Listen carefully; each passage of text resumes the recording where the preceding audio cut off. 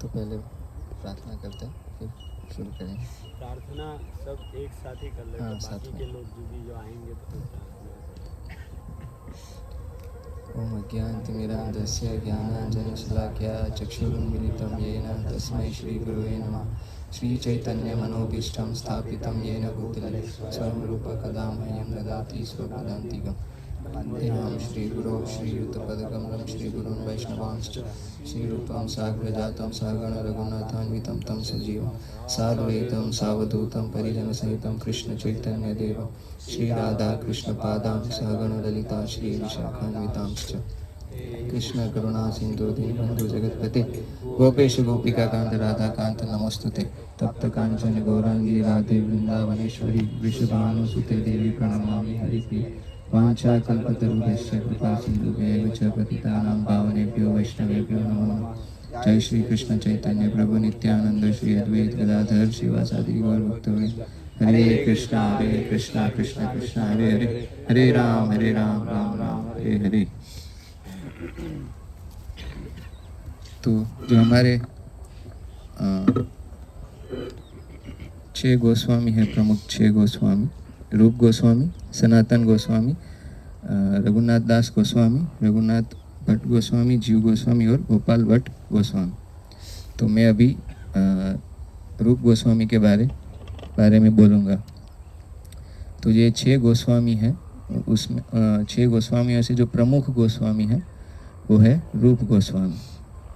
तो जो रूप गोस्वामी है वो approximately, not approximately but exactly वो 1489 से लेके 1558 तक यहाँ ये पृथ्वी पे थे। और जो रूप गोस्वामी हैं वो भगवान की लीला में रूप मंजरी हैं। तो भगवान कृष्ण हैं और उनकी सेवा में अष्ट सखी हैं। तो अष्ट सखी में जो ललिता सखी है, तो ललिता सखी के डायरेक्ट उनके अंडर में जो प्रमुख जो मंजरी हैं कि जो उनको असिस्ट करती हैं ललिता सखी को राधा और कृष्ण की सेवा करने के लिए, तो वो है रूप मंजरी। तो इसीलिए जो रूप गोस्वामी है वो हमारे 6 गोस्वामियों से प्रमुख गोस्वामी। तो जो रूप गोस्वामी है वो उनका जन्म एक ब्राह्मण परिवार में हुआ था, ब्राह्मण परिवार में, जो कि भारद्वाज गोत्र में आता है। ब्राह्मण जो उनका जो, और वो कर्नाटक से थे बेसिकली, जो उनका जो ब्राह्मण जो था फैमिली, लेकिन फिर वो शिफ्ट हो गए थे बंगाल। उनका जो ऐसे उनके दादा परदादा वैसे शिफ्ट हो गए थे बंगाल में, फिर वो उनका जन्म वहीं पे हुआ था। उनके जो पिताजी थे उनका नाम था कुमार देव और उनकी माता जो है उनका नाम था रेवती देवी। तो कुमार देव के एक पुत्री थी और 5 पुत्र थे। जो उनके 5 पुत्र थे उनमें से रूप गोस्वामी, सनातन गोस्वामी और अनुपम, ये 5 में से ये 3 जो उनके पुत्र थे वो भगवान के शुद्ध भक्त थे। तो रूप गोस्वामी, सनातन गोस्वामी और अनुपम ये 3 भाई हैं। और उनमें से जो रूप गोस्वामी है वो एल्डर ब्रदर है, सबसे बड़े भाई हैं। तो जो रूप गोस्वामी है उनकी सबसे पहले चैतन्य महाप्रभु से मुलाकात हुई थी रामकेली में। तो तब एक्चुअली कैसा था कि जो गॉड बंगाल जो है वो उनके राजा थे नवाब हुसैन शाह, जो कि मोमेडियन थे, मुस्लिम थे। तो उस टाइम पे जो रूप गोस्वामी और सनातन गोस्वामी है वो उनके राज्य में वो मिनिस्टर्स थे, और उनका नाम था दबीर खास और साकर मलिक। तो जो साकर मलिक है वो सनातन गोस्वामी और दबीर खास जो है वो रूप गोस्वामी। तो जब चैतन्य महाप्रभु जब वृंदावन जा रहे थे पहली बार, तो वो बीच में वो राम के लिए आए थे। राम के लिए एक गांव है, वहाँ पे वो आए थे। तो जब जो वहाँ के जो राजा थे उनको पता चला कि चैतन्य महाप्रभु राम के लिए आए हैं, तो वो डिस्टर्ब हो गए, क्योंकि वो बहुत सारे उनके लोगों को वो उनके साथ ही आ रहे थे, हिंदू लोग।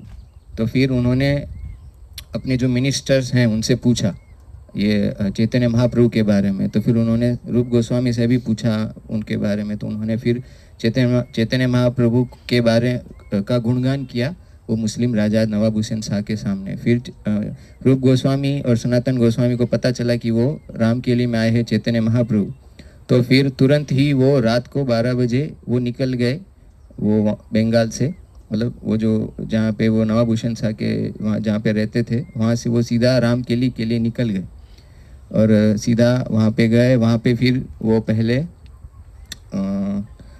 नित्यानंद प्रभु और हरिदास ठाकुर से मिले वहाँ पे जाके। फिर वो नित्यानंद प्रभु और हरिदास ठाकुर ने वो ले गए सनातन गोस्वामी और रूप गोस्वामी को चैतन्य महाप्रभु से मिलने के लिए। फिर वो पहले ही जैसे ही वो सनातन गोस्वामी और रूप गोस्वामी ने चैतन्य महाप्रभु को देखा तो बहुत ही विनम्र भाव से उन्होंने क्या किया, अपने मुंह में घास का तिनका लेके और ऐसे गले में दुपट्टा लेके वो सीधा चैतन्य महाप्रभु को देख के तुरंत उनको दंडवत प्रणाम किया। उन्होंने अपना विनम्रता प्रदान किया चैतन्य महाप्रभु जी, और फिर चैतन्य महाप्रभु ने उनका विनम्रता देख के बहुत कंपैशनेट भाव से उनको आलिंगन किया और फिर उनको वापस जाने के लिए बोला।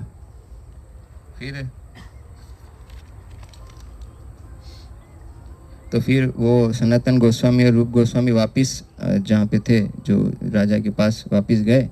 फिर उन्होंने डिसाइड किया कि अभी पूरा जो जीवन है हमारा वो भगवान चैतन्य महाप्रभु की सेवा में लगाना है। तो फिर उनको वैराग्य प्रकट होने लगा।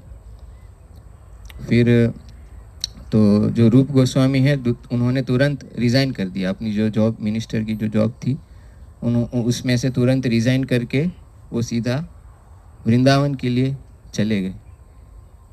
फिर वृंदावन पहुंच के ही जैसे ही उनको पता चला कि चैतन्य महाप्रभु, एक्चुअली पहली बार जब चैतन्य महाप्रभु वृंदावन के लिए निकले थे तो वृंदावन नहीं आए थे, फिर वापस वहाँ पे चले गए थे जगन्नाथपुरी।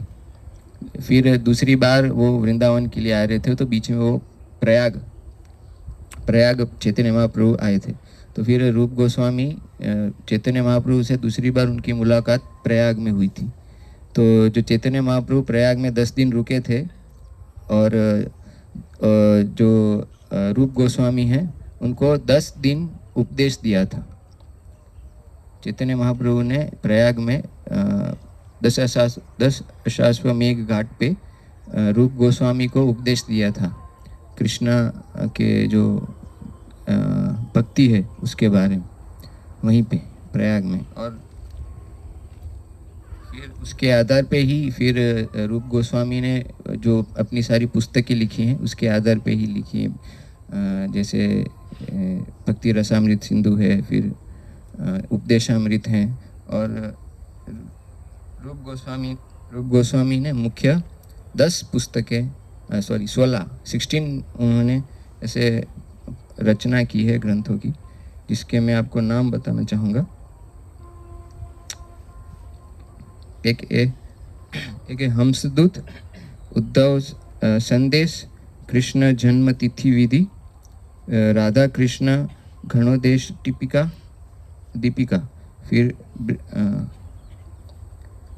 फिर लघु दीपिका, फिर स्तवमाला, विदग्ध माधव, ललित माधव, फिर दान केली कौमुदी, भक्ति रसामृत सिंधु, उज्ज्वल नीलमणि, खेत चंद्रिका, फिर मथुरा महिमा, पद्यावली और नाटक चंद्रिका और लघु भागवतामृत। और फिर उसके और भी उन्होंने अन्य ग्रंथ की रचना की है, जैसे उपदेशामृत है, भक्ति रसामृत सिंधु है। तो जो जैसे आप सब लोग जानते हैं कि जो रूप गोस्वामी का प्रणाम मंत्र है, श्री चैतन्य मनोभीष्टम स्थापितम येन भूतले स्वयं रूप कदा मह्यम ददाति स्वपदांतिकम। तो जो रूप गोस्वामी है वो चैतन्य महाप्रभु के मनोभाव को जानते हैं, चैतन्य महाप्रभु के। तो जब चैतन्य महाप्रभु जगन्नाथपुरी में थे तो वहाँ पे जब रथ यात्रा चल रहा था तो रथ यात्रा के समय चैतन्य महाप्रभु ने भाव में आके, वो राधा भाव में आके उन्होंने एक श्लोक की रचना की थी कि जिसका तो वो श्लोक सुन के सिर्फ जो स्वरूप दामोदर ही वो श्लोक का जो मर्म है मतलब वो समझ पाए थे। लेकिन जो रूप गोस्वामी हैं वो भी चैतन्य महाप्रभु के मनोभाव को वो साथ में समझ पाए थे। तो फिर रूप गोस्वामी ने क्या किया था कि रूप गोस्वामी ने वापस अपनी कुटिया में जाके उन्होंने जो चैतन्य महाप्रभु का मनोभाव था उस समय रथ यात्रा के समय वो उसके ऊपर एक उन्होंने श्लोक लिखा और वो श्लोक लिख के उन्होंने जो उनकी कुटिया थी उसके ऊपर रख दिया था। जैसे हम दरवाजे से बाहर निकलते हैं तो ऊपर ही जस्ट ऊपर ही उन्होंने रखा था। तो एक बार क्या हुआ चैतन्य महाप्रभु वहाँ पे विजिट किया उनकी कुटिया पे। तब जो रूप गोस्वामी हैं वो नहाने के लिए गए थे समुद्र में स्नान करने के लिए। जगन्नाथपुरी में तो समुद्र है वहाँ स्नान करने के लिए गए थे। तो चैतन्य महाप्रभु अंदर जाके देखे लेकिन वो रूप गोस्वामी तो थे नहीं। तो फिर जैसे ही वो बाहर आ रहे थे दरवाजे से तो ऊपर उन्होंने उनको वो पत्र मिला जिसमें वो श्लोक लिखा था। तो उन्होंने देखा और पढ़ा वो श्लोक। तो जैसे ही उन्होंने वो श्लोक पढ़ा तो वो उनको बहुत आश्चर्य हुआ कि ये रूप गोस्वामी ने मेरे मनोभाव को कैसे समझ लिया जो कि सिर्फ स्वरूप दामोदर ही समझ सके थे। तो फिर जैसे ही वो रूप महाप्रभु वहाँ पे थे वो पढ़ रहे थे उस समय क्या हुआ रूप गोस्वामी स्नान करके वापिस आए। तो जैसे ही उन्होंने चैतन्य महाप्रभु को देखा तो तुरंत ही उन्होंने दंडवत प्रणाम किया और फिर चैतन्य महाप्रभु ने उनको प्रेम से एक चाटा भी लगाया था उनको कि आपको मेरा मनोभाव कैसे पता है। तो फिर स्वरूप दामोदर ने बताया कि आपकी ही कृपा थी कि जिसके कारण वो आपके मनोभाव को समझ सके। जैसे मैंने आगे बताया था कि 10 दिन तक उन्होंने उपदेश दिया था। तो वो बता रहे थे कि आप ही की कृपा के कारण वो आपके मनोभाव को समझ सके थे। तो जो रूप गोस्वामी है वो चैतन्य महाप्रभु ने रूप गोस्वामी को 4 मुख्य उपदेश दिए थे। वो पहला था कि to find the lost holy places in dham. ये जो वृंदावन धाम है तो जो लीला स्थली वो नष्ट हो गई थी तो उनको पुनः खोजना। फिर दूसरा था establish the service of a deity. फिर तीसरा था कि publish scriptures on pure devotional service. और चौथा था preach the love of the holy name. तो ये 4 मुख्य उपदेश दिए थे उन्होंने। तो उन्होंने जो जैसे आपने 6 गोस्वामियों के मंदिर विजिट किया ना तो उसमें से गोविंद देव जी का मंदिर था। तो वो जो गोविंद देव जी हैं वो मंदिर जो है वो रूप गोस्वामी ने बनाया था। और जो राधा गोविंद जी जो विग्रह हैं वो रूप गोस्वामी के सेवित विग्रह है। तो रूप गोस्वामी ने तब एक वो राजा थे अकबर और मान सिंह, ये दोनों ने मिलके वो जो मंदिर है वो बनवाया था। और वो जो मंदिर है वो 7 माले का मंदिर था, 7 माला। लेकिन वो इतना ऊंचा मंदिर था कि आप ये औरंगजेब जो है वो आगरा से वो मंदिर को देख सकते थे। मंदिर के ऊपर एक दिया जो लगाया जाता था तो वो आगरा से वो मंदिर दिखता था, वो मंदिर का दिया दिखता था। वो इतना ऊंचा मंदिर था वो 7 माले का। तो फिर ईर्ष्या के कारण फिर औरंगजेब ने क्या किया, वो मंदिर को तोड़वा दिया। तो इसलिए अभी वो उतना लंबा नहीं है, अभी छोटा ही। आप कल विजिट किए थे। तो जब उन्होंने वो मुस्लिम के आक्रमण के भय से फिर क्या किया, रूप गोस्वामी जो अपने जो सेवित विग्रह थे राधा गोविंद देव उनको शिफ्ट कर दिया जयपुर में। पहले यहाँ से भरतपुर शिफ्ट किया था, फिर भरतपुर से जयपुर शिफ्ट कर दिया। तो जो अभी ओरिजिनल जो विग्रह हैं राधा गोविंद देव जो रूप गोस्वामी के सेवित विग्रह हैं वो अभी जयपुर में है। जयपुर भी आप किसी ने विजिट किया होगा वहाँ पे, तो वो रूप गोस्वामी के सेवित विग्रह हैं। तो ये रूप गोस्वामी के बारे में जो थोड़ा बहुत मैं जानता था वो आपको शेयर करने का प्रयास किया। ठीक है, तो अभी मैं रिक्वेस्ट करूँगा दशरथ पुत्र प्रभु से कि वो आके बताएं। तो हम उनका स्वागत करेंगे 3 बार हरि बोल बोल के। हरि बोल, हरि बोल, हरि बोल। जो प्रभु जी ने बताया 3 भाई थे जो शुद्ध भक्त थे, अनुपम, रूप और सनातन। तो सनातन गोस्वामी लवंग मंजरी थे। कृष्ण के नित्या लीला में लवंग मंजरी थे, जो मतलब गोपियाँ होती है कृष्ण राधा रानी, फिर इनके उनके अंडर गोपियाँ, फिर गोपियों के अंडर मंजरियाँ होती है जो गोपियों को असिस्ट करती है राधा कृष्ण की सेवा करने में। तो लवंग मंजरी के अवतार थे सनातन गोस्वामी। और सनातन गोस्वामी को बचपन से ही बहुत ही रुचि थी श्रीमद् भागवतम में। तो उनको एक बार बचपन में ही सपने में एक ब्राह्मण आए जिन्होंने उनको एक भागवतम की पत्रिया भेंट में दिया। तो उसी उसी उसी दिन सवेरे वही ब्राह्मण साक्षात उनके सामने आए और वो भागवतम की पत्रिया उनको दी। तो उनको रियलाइजेशन हुआ कि मतलब भागवतम के प्रति उनको ये एक आकर्षण उत्पन्न हुआ और तब से उन्होंने भागवतम को पढ़ना और सीखना शुरू कर दिया। और वो बहुत ही शास्त्रों में निपुण थे। जैसे कि मैं अभी षष्ठ गोस्वामी अष्टकम पढ़ा, नाना शास्त्र विचारणे का निपुणो सद्धर्म संस्थापको। तो और रूप सनातन गोस्वामी को भक्ति सिद्धांत आचार्य के नाम से भी जाना जाता है कि भक्ति के जो मेन मूलभूत सिद्धांत थे, फिलोसॉफिकल अंडरस्टैंडिंग के जो डिवोशनल सर्विस के, उनको उनके आचार्य के नाम में वो प्रख्यात थे। संबंध ज्ञान के आचार्य। 3 प्रकार के स्टेजेस होते हैं भक्ति में, संबंध ज्ञान, फिर अभिधेय और फिर प्रयोजन। संबंध मतलब हमारा प्रकृति, भगवान और जीव, ये तीनों का इंटर रिलेशनशिप क्या है उसको बोलते हैं संबंध ज्ञान। तो संबंध ज्ञान बहुत ही ज़रूरी है। हम कोई भी स्पिरिचुअल प्रैक्टिसेस शुरू करें और बिगिनिंग करें तो उससे पहले हमें अपने संबंध ज्ञान में स्थित होना चाहिए। हमारा संबंध ज्ञान क्या है, हमारा ओरिजिनल कॉन्स्टिट्यूशन पोजिशनल क्या है, जीवेर स्वरूप है कृष्णेर नित्यदास। तो वो हमको याद करके हमें कोई भी एक्टिविटी शुरू करना चाहिए। तो सनातन गोस्वामी इसके संबंध के ज्ञान के प्रमुख आचार्य थे। और उन्होंने रामकेली में, रूप गोस्वामी सनातन गोस्वामी रामकेली में रहते थे। रामकेली में विद्यावती के नाम के एक ब्राह्मण थे। तो उनसे उन्होंने श्रीमद् भागवतम और अलग अलग शास्त्रों के बारे में बहुत ही डेप्थ में नॉलेज लिया था। तो उनके एक तरह से गुरु भी थे।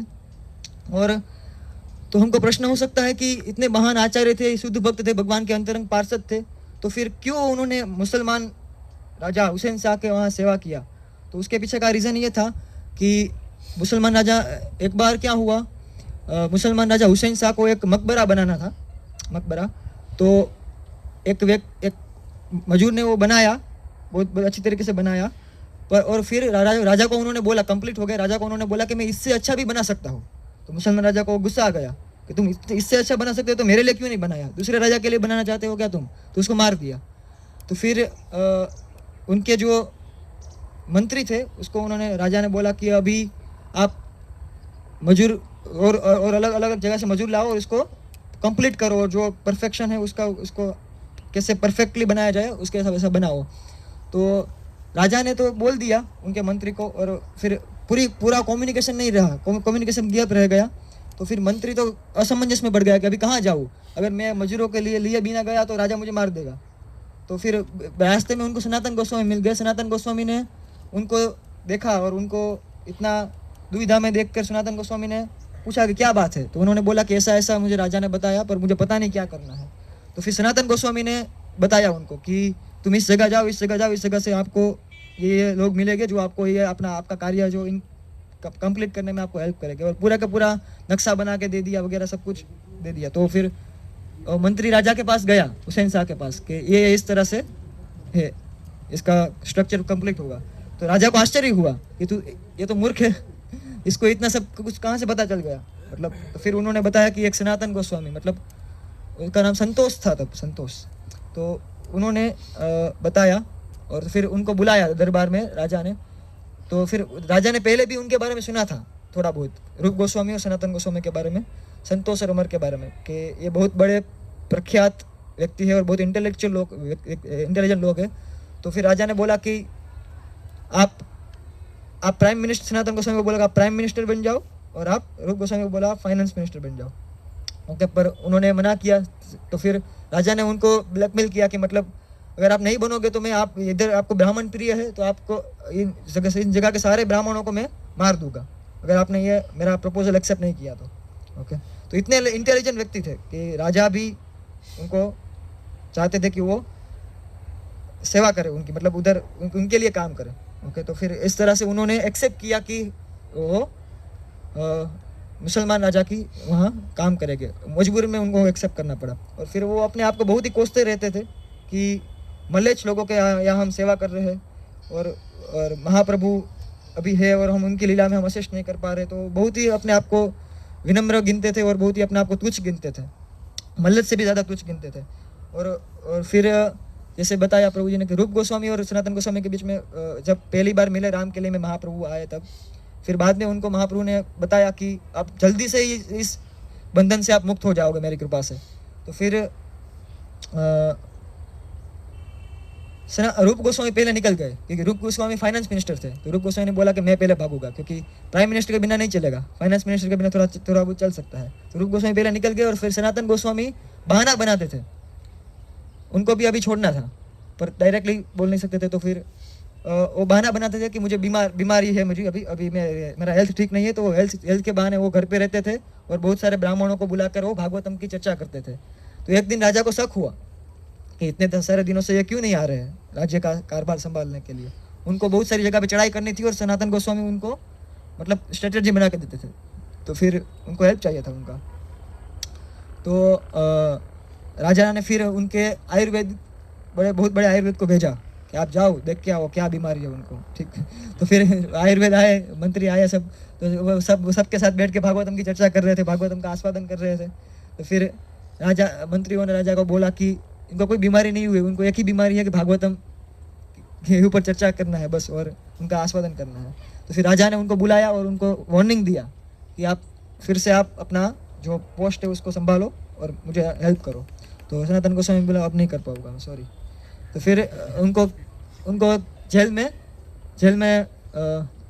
जेल सजा दे दिया उनको। तो फिर सनातन गोस्वामी जब रूप गोस्वामी भागे थे तब उन्होंने अपनी सारी संपत्ति का 4 हिस्सों में उन्होंने डिवाइड कर दिया था। 50% उन्होंने ब्राह्मणों को दान दिया था, क्योंकि वो प्राइम मिनिस्टर और बहुत ही संपत्तिवान थे, मतलब बहुत ही उनके पास लक्ष्मी था, क्योंकि प्राइम मिनिस्टर। और उस समय वेस्ट बंगाल मतलब पूरी सबसे बड़ा जीडीपी था उनका पूरे राष्ट्र में, सबसे फाइनेंशियली बहुत ही रिच कंट्री था वेस्ट बंगाल। तो उन्होंने 50% ब्राह्मणों को दान दिया, 25% उन्होंने अपने परिवार के लिए दे दिया और फिर 25% उन्होंने अपने इमरजेंसी के लिए रखा कि कभी इमरजेंसी होगी तो काम आएगा। तो फिर रूप गोस्वामी निकल गए थे। फिर रूप गोस्वामी ने सनातन गोस्वामी को बोला था कि मैंने ये 25% 10,000 सोना मोहर शायद रखे हैं इमरजेंसी के लिए। तो उन्होंने क्या किया, वो जेल में कैद थे, तो जेल के जो जेलर थे उनको उन्होंने थोड़ा बताया कि रिश्वत दिया कि मैं आपको इतना मुझे निकलना है अभी इधर से और मैं आपको इतना लक्ष्मी दूंगा। मतलब पहले तो मना बोला, लक्ष्मी की बात नहीं किया, पहले मना बोला कि मैं तो बहुत वफादार हूँ हुसैन शाह का, मैं ये सब नहीं करूँगा। फिर जैसे ही लक्ष्मी का बात आया तो उन्होंने बोला ओके चलो। फिर सनातन गोस्वामी ने उनको आइडिया दिया कि क्या मैं राजा को क्या बताऊँगा, राजा तो मुझे मार देगा अगर आप निकल गए तो राजा को क्या बताऊँगा। सनातन गोस्वामी ने बोला कि उनको बताना कि मैं लघु शंका करने गया था गंगा नदी के किनारे, फिर स्नान करने गया तो फिर उसमें डूब गया और फिर मिला ही नहीं। ओके, तो फिर ऐसे बोला और फिर सनातन गोस्वामी निकल गए। और सनातन गोस्वामी उनके साथ उनके एक असिस्टेंट थे ईशान को लेके वो निकल गए और जंगल के रास्ते से भागने लगे अपने फटे कुटे कपड़े पहन के। और वो एक होटल में रुके थे। तो होटल के जो मालिक थे कि वो मतलब क्या करते थे कि वो उनके पास एक एस्ट्रोलॉजर था कि जो उनको बताते थे कि किसके पास कितने सोना मोहर कितने लक्ष्मी है। तो वो फिर क्या करता था, वो उसको जो जिसके पास पैसे होते थे उसको मार देता था और उसका पैसा ले लेता था। सनातन गोस्वामी को पता नहीं था कि जो उनके साथ ईशान था उन्होंने 8 सोना मोहर अपने साथ रखे थे इमरजेंसी के लिए, 8 सोना मोहर रखे थे। सनातन गोस्वामी को पता नहीं था। तो एस्ट्रोलॉजर ने बताया मालिक को कि इनके पास पैसा है। तो फिर और वो जो होटल का मालिक था वो बहुत ही चापलूसी करने लगा सनातन गोस्वामी की और बहुत ही अच्छी तरीके से सेवा करने लगा, हालांकि उनके पास कुछ था नहीं। ओके, पर एस्ट्रोलॉजर के माध्यम से उनको पता लग गया था कि इनके पास कुछ है जो ईशान ने रखा था। ओके, तो फिर सनातन गोस्वामी ने ईशान को पूछा कि तुमने कुछ रखा है अपने पास। तो उन्होंने बोला 7 सोना मोहर रखा है। कितना? 7 सोना मोहर, एक का नहीं बताया। तो फिर 7 सोना मोहर उन्होंने सनातन गोस्वामी ने अपने हाथ से ही उनको दे दिया, लो आप रखो पर हमको मारना मत। तो मतलब जान है तो सब पूरे।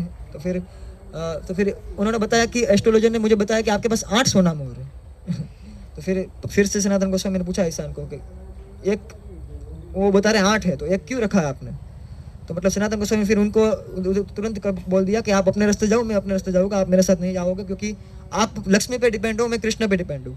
तो आप हमारी दोनों की मेंटालिटी मैच नहीं हो रही है। तो फिर सनातन गोस्वामी फिर अकेले ही जंगल के रास्ते से निकल गए, भाग गए। और फिर उनको पता चला कि और बीच में उनके भतीजे मिले उनको, और उन्हें एक सोल दिया, कपड़े बपड़े ऑफर किए, पर सनातन गोस्वामी कुछ लिए नहीं। फिर उन्होंने एक बहुत ही अच्छा सोल दिया जो सनातन गोस्वामी लेके फिर निकल गए। सोल, चादर यस, चादर दिया। तो फिर सनातन गोस्वामी फिर पता चला कि महाप्रभु अभी वृंदावन नहीं है, अभी क्या है, बनारस वाराणसी में है। ओके, तो चंद्रशेखर आचार्य महाप्रभु के बहुत महान भक्त थे, उनके घर पर महाप्रभु थे, और सनातन गोस्वामी उधर गेट के पास जाके खड़े रह गए। ओके, टाइम हो गया। सनातन गोस्वामी उधर गेट के पास जाके खड़े रह गए। तो महाप्रभु को पता चल गया कि सनातन गोस्वामी आए हैं उधर। तो महाप्रभु ने बोला चंद्रशेखर आचार्य को, जाओ बाहर एक बहुत महान भगवान के शुद्ध भक्त खड़े हैं, उनको आप अंदर ले आओ। तो सनातन गोस्वामी तो तब मतलब भागे हुए आए थे, और उनका मतलब वेशभूषा भी मुसलमान जैसा था सब, क्योंकि वो मुसलमान के दरबार में कार्य कर रहे थे। तो सब दाढ़ी वगैरह, मूछ नहीं था वगैरह, और कपड़े मुसलमान के पहने थे। तो बाहर देखा चंद्रशेखर आचार्य ने कि कहाँ है, कोई दिख तो नहीं रहा। तो फिर चैतन्य महाप्रभु को बताया कि बाहर तो कोई भक्त नहीं दिख रहा है, एक मुल्ला दिख रहा है, मौलाना कोई है कोई, तो महाप्रभु फिर खुद बाहर आए, और बाहर आके तुरंत ही सनातन गोस्वामी को आलिंगन कर लिया। सनातन गोस्वामी बहुत ही अनकंफर्टेबल फील कर रहे थे कि चैतन्य महाप्रभु स्वयं भगवान, उनका दिव्य शरीर है, और मैं अभी इतना बुरी अवस्था में हूँ, और उन्होंने मेरा आलिंगन कर लिया। और फिर सबको आश्चर्य हुआ, मतलब सब भक्तों को, कि ये मुसलमान मुलाना को क्यों महाप्रभु मतलब आलिंगन कर रहे हैं। फिर महाप्रभु ने बताया कि ये बहुत महान भक्त है, इससे हमें टीचिंग मिलती है कि हमें किसी भी भक्त को एक्सटर्नली जज नहीं करना चाहिए। उनके एक्सटर्नल अपीयरेंस से, उन्होंने कैसा वेशभूषा पहना है या कैसा उनका हेयर स्टाइल वगैरह है, उनसे हमें एक्सटर्नली किसी भी भक्त को जज नहीं करना चाहिए। तो हम एक्सटर्नली किसी भक्त को जज नहीं कर पाएंगे, क्योंकि उनके हृदय में क्या है, क्या भक्ति है, वो हम कभी भी नहीं जान पाएंगे। जो मध्यम अधिकारी होता है वही जान पाता है कि किसकी क्या भक्ति है। हम अभी सब कनिष्ठ अधिकारी है, तो हमको ये पता नहीं चलेगा। इसलिए हमको सबको, वैष्णवों को रिस्पेक्ट करना चाहिए, बहुत ही आदर भाव से उनके साथ डील करना चाहिए। ओके, तो फिर इस तरह से सनातन गोस्वामी को महाप्रभु दूसरी बार मिले, और महाप्रभु ने सनातन गोस्वामी को करीबन 2 महीने के लिए उनको उपदेश दिया था। ओके, और फिर महाप्रभु ने उनका वेशभूषा वैष्णव वेशभूषा में कन्वर्ट किया, मतलब बाल कटवाया, सब कुछ वैष्णव अटायर पूरा उनको दिया। और फिर उनके पास एक सोल थी जो मतलब महाप्रभु को पसंद नहीं था कि इतनी महंगी, इतनी बढ़िया सोल लेके मतलब वो यूज़ करते हैं। तो फिर हर बार जब मिलते थे तब सोल को महाप्रभु देखते थे, तो फिर सनातन गोस्वामी को लाइट हो गया कि महाप्रभु को पसंद नहीं है। फिर उन्होंने क्या किया, एक गरीब व्यक्ति के पास जाके उनका सोल लिया, उनको बोला कि ये तुम महंगा सोल दे लो, मुझे अपना फटा हुआ सोल दे दो। ओके, तो उनको आश्चर्य हुआ कि ये क्या है, ये कैसे डीलेंगे। चादर आप ले दो और ये चादर मुझे दे दो। तो फिर उन्होंने दे दिया, और फिर जब वो फटा हुआ चादर लेके महाप्रभु के पास गए तो महाप्रभु बहुत प्रसन्न हुए कि नहीं अभी ठीक है। ओके, तो हमको मतलब ऐसा नहीं कि हमको फटे हुए कपड़े पहनने हैं, हम अभी प्रीचिंग मूवमेंट में है, तो हमको प्रचार करने के लिए बहुत ही अच्छे मतलब सिंपल कपड़े और बहुत ही मतलब स्त्री टाइट मतलब ऐसा मतलब ठीक से कपड़े पहनने हैं जिसके माध्यम से हम दूसरे लोगों को बहुत बड़ी जगह जाके एड्रेस कर पाए। जैसे कि अभी हमारे महान जो बहुत बड़े भक्त हैं, सीनियर डिवोटीज है, जो बहुत बड़ा लेवल पे प्रचार करते हैं, तो उनको प्रचार के लिए व्यवस्थित रहना होता है। पर वैष्णव के लिए जो शुद्ध भक्त होते हैं, जो भजनानंदी होते हैं, उनको कुछ फर्क नहीं पड़ता मतलब कि उनका अपीयरेंस कैसा है वगैरह वगैरह। हमारी प्रीचिंग मूवमेंट है, इसलिए हमको यह भी ध्यान रखना है। तो फिर सनातन गोस्वामी की जगन्नाथपुरी की एक लीला बस लास्ट में, कि जब सनातन गोस्वामी को मतलब कोढ़ हो गया था पूरा, उन्होंने कुछ खा लिया था जंगल में, जब भाग रहे थे तो जंगल में कुछ खा लिया था, तो उनको पूरा शरीर में कोढ़ हो गया था, फोड़ के हो गए थे पूरे शरीर में। तो फिर तो महाप्रभु आके उनको आलिंगन करते थे, तो फिर उनको बहुत ही अनकंफर्टेबल लगता था कि मैं ऐसा शरीर मेरा हो गया और फिर भी महाप्रभु मुझे आलिंगन कर रहे हैं। तो फिर एक दिन और वो इतने विनम्र थे क्योंकि उन्होंने मुसलमान के यहाँ सेवा किया था, तो वो अपने आप को बहुत ही नीच मानते थे, भले ही वो ब्राह्मण कुल में जन्म हुआ था उनका। तो वो जगन्नाथपुरी के लिए दर्शन करने नहीं जाते थे। जैसे हरिदास ठाकुर, वो भी जगन्नाथपुरी मंदिर में दर्शन करने नहीं जाते थे। तो महाप्रभु ने बोला कि आप हरिदास ठाकुर के साथ रहो। महाप्रभु डेली उनको दर्शन देने आते थे।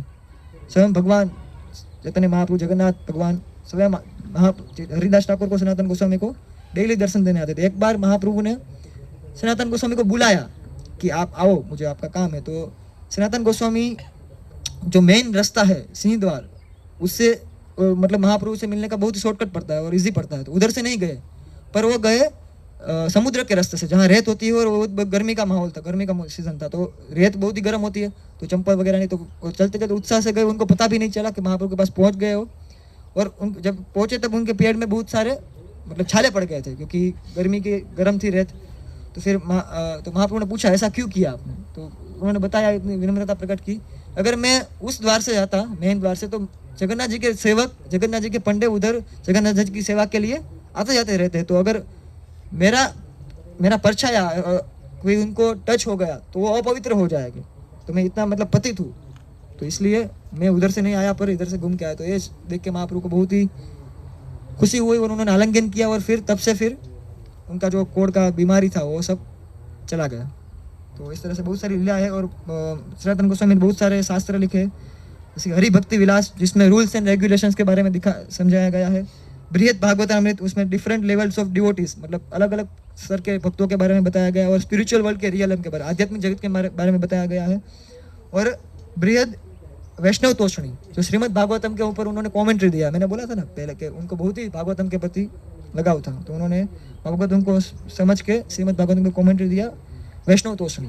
तो इस तरह से सनातन गोस्वामी बहुत ही उनका अभूतपूर्व कंट्रीब्यूशन रहा है पूरी गौड़ीय वैष्णव संप्रदाय में। मतलब आप देख सकते हैं हमारी जब संप्रदाय में सब लोग जो महान आचार्य वो भगवान कृष्ण के पर्सनल एसोसिएट थे, तो मतलब इससे बेस्ट कोई कुछ हमको मिल नहीं सकता पूरे संसार में, इससे बेस्ट गुरु परंपरा कहीं नहीं है। तो हमको मतलब इधर उधर नहीं देखना चाहिए और हमको अपने परंपरा के प्रति लॉयल रहना चाहिए, और जो हमारे अथॉरिटी के द्वारा हमें आदेश मिलता है उनको पालन करना चाहिए। हम देख सकते हैं कि वृंदावन में बहुत सारी जगह बहुत सारी चीज़ें मतलब बहुत सारे लोग हैं जो कथा करते हैं, पर जो हमारी ये परंपरा है, जो चैतन्य महापुरुष स्वयं भगवान कृष्ण स्वयं इसमें प्रकट हुए, और उनके बाद उनके सठ गोस्वामी जो सब मंजरिया गोपिया सब उनके साथ आई, मतलब सब भगवान के नित्य पार्षद है, तो हमें उनके प्रति अटैच रहना चाहिए और हमारी भक्ति आगे बढ़ जानी चाहिए।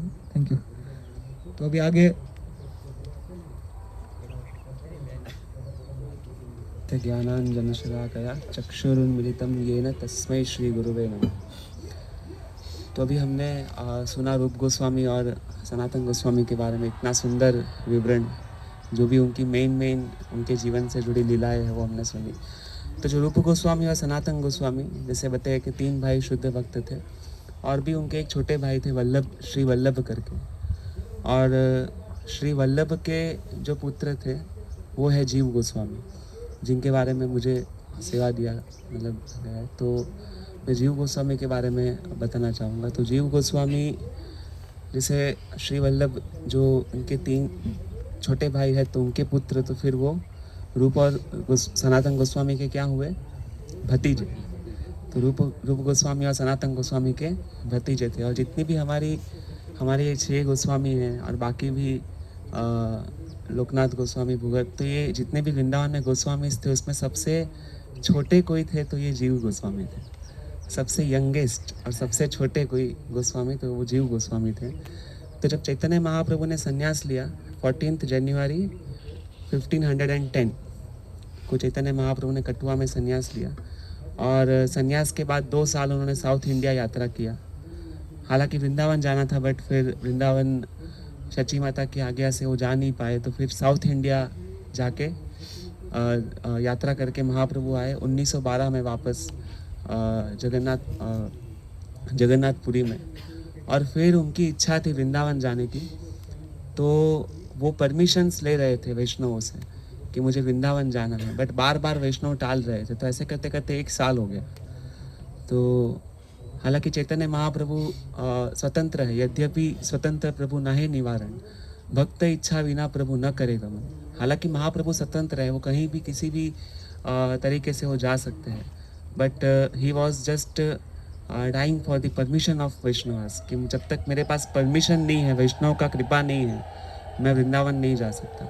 तो इसलिए महाप्रभु वहाँ पे रुके हुए थे और वैष्णव से प्रार्थना करते थे, पर वैष्णव हर बार टाल देते थे। तो लगभग उसमें 1 साल हुआ। तो उस 1 साल में महाप्रभु राम के लिए आए थे, जहाँ पे रूप गोस्वामी और सनातन गोस्वामी से चैतन्य महाप्रभु मिले। और जब वो उनसे मिल रहे थे तब ये जो श्री वल्लभ थे उनके छोटे पुत्र जीव गोस्वामी का जन्म हो चुका था। तो लगभग महाप्रभु 1913 में लगभग महाप्रभु गए 1513 में राम के लिए। तो और तब बताया जाता है कि 4 साल की उम्र में यहाँ पे भक्ति रत्नाकर करके एक ग्रंथ है। जीव गोस्वामी पाद का वर्णन हालांकि चैतन्य चरितामृत में खाली 2 श्लोक के अंदर आता है, कविराज गोस्वामी इतना वर्णन नहीं किए, पर जीव गोस्वामी का जो डिटेल्ड वर्णन है उनके जीवन चरित्र का वो भक्ति रत्नाकर ग्रंथ में मिलता है, जो नरहरि ठाकुर ने लिखा है, भक्ति रत्नाकर। तो उसमें नरहरि ठाकुर जो वर्णन करते हैं जीव गोस्वामी का सबसे first meeting and last meeting with Chaitanya Mahaprabhu, वो 4 साल की उम्र में। कैसे? क्योंकि 1913 में गए महाप्रभु यहाँ पे राम के लिए, और उस समय वर्णन आता है कि श्री जीव आदि संगी संगे प्रभु रे देखिनु, अति प्राचीन मुखे ए सब सुनिनु। तो यहाँ पे लिख रहे नरहरि ठाकुर की श्री जीव जो थे उन्होंने अपने माँ की गोद में लेटे हुए थे वो, तब चैतन्य महाप्रभु आए, उनका वेलकम हुआ राम केली में। तब जीव गोस्वामी ने माँ की गोद में लेटे हुए चैतन्य महाप्रभु को देखा और तब उनकी उम्र 4 साल थी, ऐसा बोला।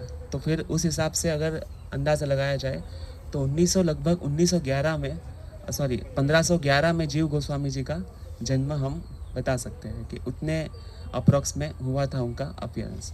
और फिर बस तो वो एक ही मीटिंग हुआ, बस वो देखा चैतन्य महाप्रभु को माँ की गोद में बैठे हुए। तो ये जीव गोस्वामी, और फिर जब जीव गोस्वामी के बारे में आगे और भी वर्णन रत्नाकर में आता है कि उसके बाद चैतन्य महाप्रभु चले गए वृंदावन, और वृंदावन से फिर और तब रूप गोस्वामी सनातन गोस्वामी भी वहाँ पे प्रयागराज में मीटिंग हुआ। उसके बाद रूप गोस्वामी कुछ काम के लिए वापस आए थे यहाँ पे बंगाल। उस समय पे जीव गोस्वामी जी के जो पिताजी थे, तो जब जीव गोस्वामी छोटे थे तो उनका देहांत हो गया उनके पिताजी का उस समय पे।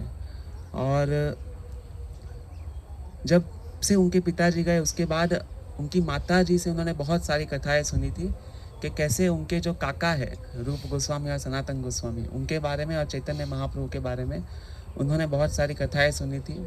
और उनके खुद के एक विग्रह दिए थे उनके माता ने, जिनका कृष्ण बलराम के।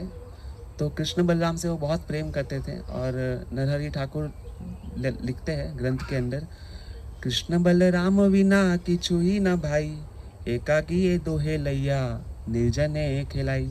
उनको बचपन में जैसे लोग टॉयज खेलते हैं वैसे जीव गोस्वामी कृष्ण और बलराम के डिटीज के साथ खेलते थे। और कृष्ण बलराम के बिना किछु ही ना भाई, उनको कुछ पसंद नहीं आता था, कुछ भी भाता नहीं था। और एकांत में ले जाकर कृष्ण बलराम के विग्रह को एकांत में ले जाकर दोहे लैया निर्जन ने खिलाई और वहाँ पे उनके साथ खेलते थे। शयन समय ए दोहे राखी ते न वकाई, माता पिता कटोके न पारा ये लुकाई। और शयन में जब सोते थे तो दोनों कृष्ण बलराम को अपने छाती से लगा के सोते थे।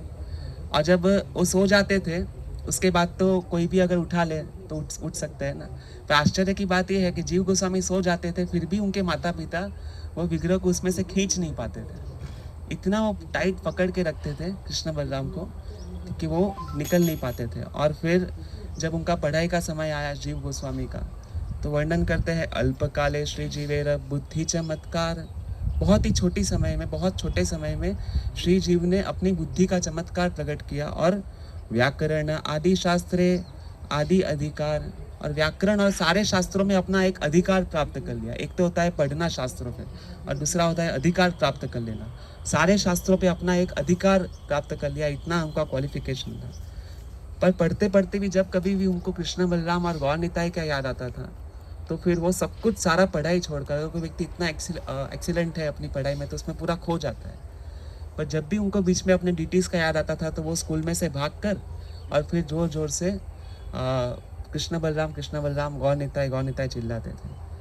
तो ऐसे ही एक दिन का वर्णन आता है कि एक बार अचानक वो बहुत ज़ोर ज़ोर से चिल्लाने लगे गौर निताई करके, और श्री कृष्ण चैतन्य करके वो चिल्लाने लगे। तो फिर सबको हुआ कि भाई क्या हो गया, उनको क्या हो गया, श्री कृष्ण चैतन्य, और ऐसे करते करते बहुत लौटने लगे। और उस दिन वो बंद ही नहीं हो रहे थे, रूप गोस्वामी, सॉरी जीव गोस्वामी। तो फिर अचानक फिर गौर निताई को लगा कि नहीं, ये ऐसे तो करेंगे तो फिर पूरा उनका, जैसे चची माता भी जब देखती थी चैतन्य महाप्रभु को इतना लौटते हुए तो उनको डर लगता था। तो तो गौर निताई ने क्या किया, उनका रक्षा करने के लिए उनको नींद ला दिया, योग निंद्रा। तो वो सो गए और स्वप्न में उनको दर्शन दिए गौर निताई ने। और नित्यानंद प्रभु का वर्णन आता है कि नित्यानंद प्रभु ने उनको बोला कि भाई आपके जो है आराध्य है वो भगवान क्या है, चैतन्य महाप्रभु, और उनको ही आपको एकदम पकड़ के रखना है। तो ऐसे नित्यानंद प्रभु ने फिर अपने चरणों को, गौर निताई ने अपने चरणों को जीव गोस्वामी के सिर पे रखा। ये सब कुछ स्वप्न के अंदर हो रहा है। तो इस प्रकार से ये लीला आता है। फिर उसके बाद जीव गोस्वामी जी को बहुत विरह महसूस हुआ और फिर उन्होंने सोचा कि नहीं, अभी हमें मिलना है नित्यानंद प्रभु से। और तब नित्यानंद प्रभु महाप्रभु के पास जाते थे जगन्नाथपुरी चतुर्मास में सब भक्त। तो फिर महाप्रभु ने नित्यानंद प्रभु को बोला कि भाई प्रतिवर्ष नीला चले तुम ही ना आशीर्वाद, कि हर साल तुम मत आओ, बाकी सब भक्त आएंगे। गौड़ रही मोरा इच्छा सफल करीबा, आप वहाँ पे प्रीचिंग प्रोजेक्ट संभालो, यहाँ पे मत आओ 4 महीना। तो ये भी नित्यानंद प्रभु के लिए शौक था कि बाकी सब यात्रा में जाएंगे, मैं यहाँ प्रीचिंग करूँगा। पर ये नित्यानंद प्रभु को एक जिम्मेदारी दिया था। तो नित्यानंद प्रभु जब वापस आए उसी समय जीव गोस्वामी को पता चला कि नित्यानंद प्रभु नवद्वीप वापस आए हैं, और जीव गोस्वामी गए फिर उनको मिलने के लिए। और फिर जीव गोस्वामी को अभी जीव गोस्वामी का उम्र 18 साल से भी ऊपर नहीं हुआ है। मतलब ये सब सारा वर्णन चल रहा है। 1511 को जन्म हुआ, तो 10-12 साल की उम्र में ये सब घटनाएं हैं। तो वो वहाँ पे मिलने गए और फिर नित्यानंद प्रभु ने चैतन्य महाप्रभु का सारा जो लीला स्थली है वो जीव गोस्वामी को बताया। नवद्वीप में कैसे महाप्रभु ने कहाँ कहाँ लीला किया, वो सारा उनको डिटेल के अंदर बताया।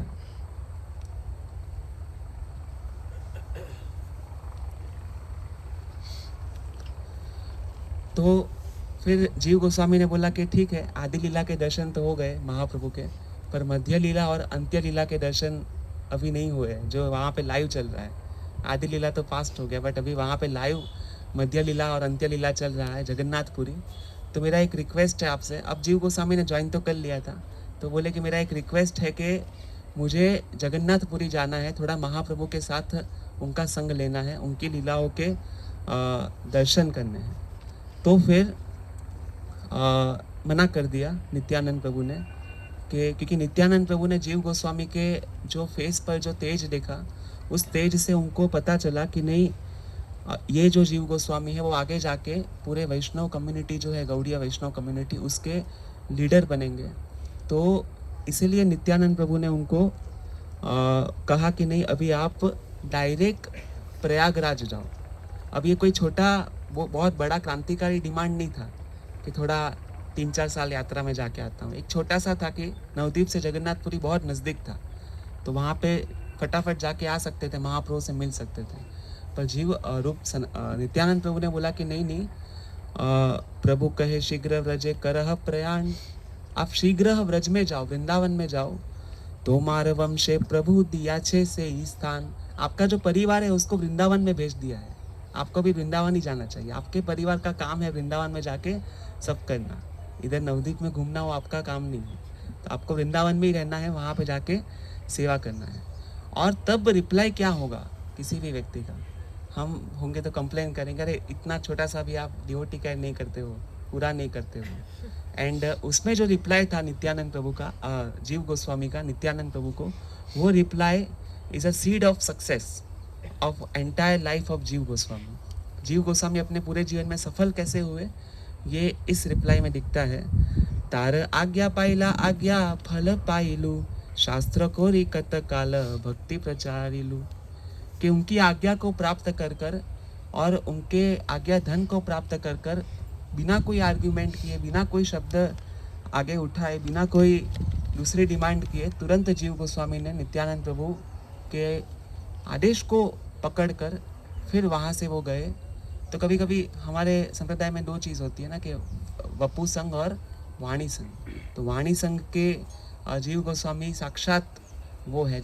आगे भी मैं बताऊंगा कि जीव गोस्वामी मिल नहीं पाए कभी भी महाप्रभु से, कभी भी नहीं मिल पाए। हालांकि मिल सकते थे, बहुत नज़दीक थे, पर फिर भी नित्यानंद प्रभु ने को लगा कि अभी एक इमरजेंसी है इस मिशन को एस्टैब्लिश करना वृंदावन में, तो इसलिए इनको वहाँ भेजना चाहिए। और फिर वो वहाँ गए। आगे बताते हैं, परम दयालु तुम ईश्वर स्वतंत्र, जैछे नचाओ तैछे नाचिए हे न काष्ठ यंत्र। वो नित्यानंद प्रभु को बोलते हैं कि भाई आप परम दयालु हो, आप ही स्वतंत्र ईश्वर हो, और आप जैसे नचाओगे वैसे मैं नाचने के लिए मैं तैयार हूँ, मैं तो एक लकड़ी का पुतला हूँ। तो इस प्रकार गुरु की आज्ञा के इंस्ट्रक्शंस के बल पर अपने आप को एक इंस्ट्रूमेंट, एक ट्रांसपेरेंट इंस्ट्रूमेंट बनाने की उनकी इच्छा थी। और उस इंस्ट्रूमेंट बनने की जो भावना थी, उसके अंदर क्रांति का बीज छुपा हुआ था। इसके लिए उस सबमिसिव भाव की वजह से अपनी अथॉरिटी को, सबमिसिव जो थे, इतने विनम्र थे, सबमिसिव थे, इस सबमिसिव भाव की वजह से आगे जाके जितनी भी एस्टेब्लिशमेंट की उन्होंने वो कर पाए। एंड फिर वो गए वाराणसी। वाराणसी में मधुसूदन वाचस्पति थे, सार्वभौम भट्टाचार्य के शिष्य। सार्वभौम भट्टाचार्य को ऑलरेडी महाप्रभु ने भक्त बना लिया, उनके शिष्य वाराणसी में थे मधुसूदन वाचस्पति। तो नित्यानंद प्रभु ने बोला कि आप उनसे जाके ग्रामर सीखो, क्योंकि आगे जाके आपको चैतन्य महाप्रभु के ये जो सारे सिद्धांत को एक वैज्ञानिक रूप में आपको रजू करना है। और सारे शास्त्रों में, क्योंकि महाप्रभु भी खुद ऐसे ही थे, बौद्धाचार्य जते नव तर्क उठाइला, दृढ़ युक्ति तर्के प्रभु खंड खंड करीला। महाप्रभु सारे सिद्धांत को खंड खंड करते थे, पर महाप्रभु फिर जगन्नाथपुरी आ गए। तो अभी वहाँ पे कौन ये कार्य करेगा? तो ये जीव गोस्वामी के थ्रू चाहते थे नित्यानंद प्रभु ये करवाना। इसलिए उन्होंने बोला कि आप पहले ट्रेनिंग लीजिए सफिशिएंट, ग्रामर का, व्याकरण का, संस्कृत का, और एक विद्वान बनिए। तो फिर वो वाराणसी गए, और वाराणसी में जाके उन्होंने ट्रेनिंग लिया मधुसूदन वाचस्पति से। और उस समय वाराणसी में कोई भी ऐसा व्यक्ति नहीं था जो पंडित ना हो, मतलब कोई भी व्यक्ति आपको दिखेगा वो पंडित ही होता था। और उन सभी पंडितों में जीव गोस्वामी ने अपने विशेष ज्ञान अर्जित करने की शैली से उन सभी पंडितों में वो सबसे श्रेष्ठ बन गए। काशी ते श्री जीवेर प्रशंसा सर्वथाई, और उनकी प्रशंसा काशी में, बनारस में, वाराणसी में हर जगह पे होने लगी। न्याय वेदांत आदि शास्त्रे ऐछे के हो नाई, और न्याय वेदांत दूसरे शास्त्रों में उनके जैसा विद्वान और कोई नहीं था। और इसीलिए आज भी बनारस हिंदू यूनिवर्सिटी के जो वहाँ पे है, उसके अंदर एक पूरा एक डिपार्टमेंट है, जीव गोस्वामी डिपार्टमेंट ऑफ फिलोसॉफी, और उसमें आप पीएचडी कर सकते हो अभी भी। बनारस हिंदू यूनिवर्सिटी वेबसाइट आप सर्च करोगे, उसमें भी आपको ये एक अलग डिपार्टमेंट मिलेगा, जीव गोस्वामी डिपार्टमेंट ऑफ फिलोसॉफी। इतने विद्वत आचार्य थे वो। एंड फिर ये सब 1528 की बात है। तो ये कितना साल हो गया? 1511 से 1528, तो 18 साल की उम्र में ये सब हो गया। 18 साल की उम्र में इतनी विद्वत्ता थी उनके अंदर। और फिर वो 1530 में, क्योंकि उनको पता था कि नित्यानंद प्रभु ने मुझे कुछ आज्ञा दिया है, तो इतना सारा सक्सेस मिला तो वो भूल नहीं गए। बट फिर वो वृंदावन गए, वहाँ पे रूप गोस्वामी जी का उन्होंने सेवा किया, उनसे दीक्षा लिया, और उनका हेल्प करते थे। तो मेनली जीव गोस्वामी का एक छोटा सा एक मैं बता के समाप्त करूँगा।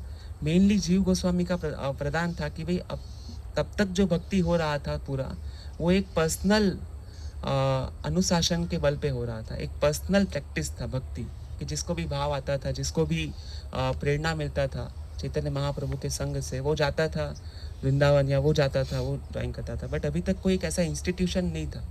तो उन्होंने क्या किया, अनुशासन जो है, कि जो भक्ति पहले रैंडमली हो रही थी उसको एक सिस्टम में एस्टैब्लिश किया और एक प्रशासन लगाया। तो अनुशासन जो पर्सनल प्रैक्टिस थी उसको प्रशासन के साथ उन्होंने ज्वाइन किया। उसको प्रशासन मतलब दो चीज़, पॉलिटिक्स के साथ ज्वाइन किया, जयसिंह महाराज के थ्रू, उनके शिष्य थे।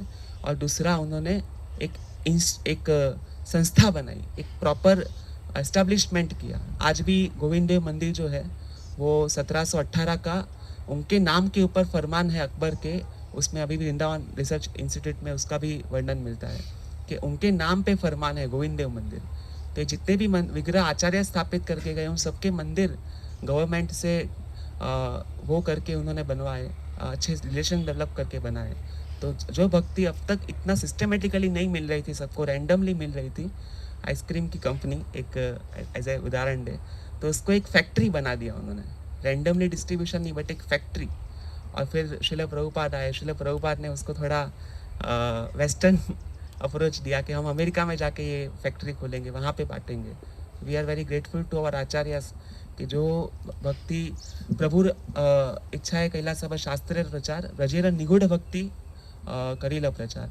प्रभु की इच्छा से उन्होंने सारे शास्त्र लिखे। जीव गोस्वामी शास्त्रों में प्रखत विद्वान थे, उन्होंने सारे शास्त्रों का वर्णन किया। लगभग 4 लाख श्लोक लिखे उन्होंने, जिसमें से खाली अभी 2 लाख अवेलेबल है, 2 लाख अवेलेबल नहीं है। तो वो इतने सारे श्लोक लिखे और ब्रज की जो निगूढ़ भक्ति थी, पर्सनल प्रैक्टिस, उसको सब लोगों में सिस्टमेटिकली अनुशासन को प्रशासन के साथ डिस्ट्रीब्यूट करना, ये जीव गोस्वामी जी का और ये हमारे आचार्यों का सबसे मेन है कि अभी हम जो डिवाइस वगैरह इतना सिस्टमेटिकली सीख रहे हैं, ये श्रील प्रभुपाद और हमारे आचार्यों की कृपा है। तो ये कुछ और भी 1-2 लीला थी बट थोड़ा ज़्यादा समय नहीं था, तो sorry। हरे कृष्ण। जीव गोस्वामी जी की विग्रह का नाम राधा दामोदर है।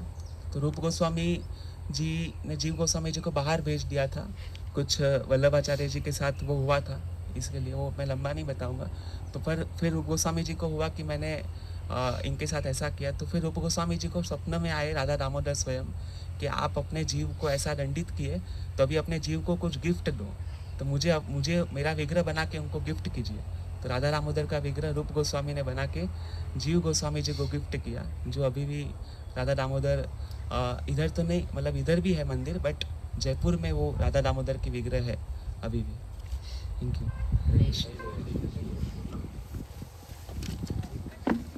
बारे में तो बता दिए, तो मैं बताने वाला हूँ रघुनाथ दास गोस्वामी के बारे में। तो रघुनाथ दास गोस्वामी जो थे वो भगवान कृष्ण की लीला में रति मंजरी है। रति मंजरी है, उनका वर्ण है वो विद्युत अंग कांति जैसा है, तो उनका वर्ण विद्युत अंग कांति जैसा है।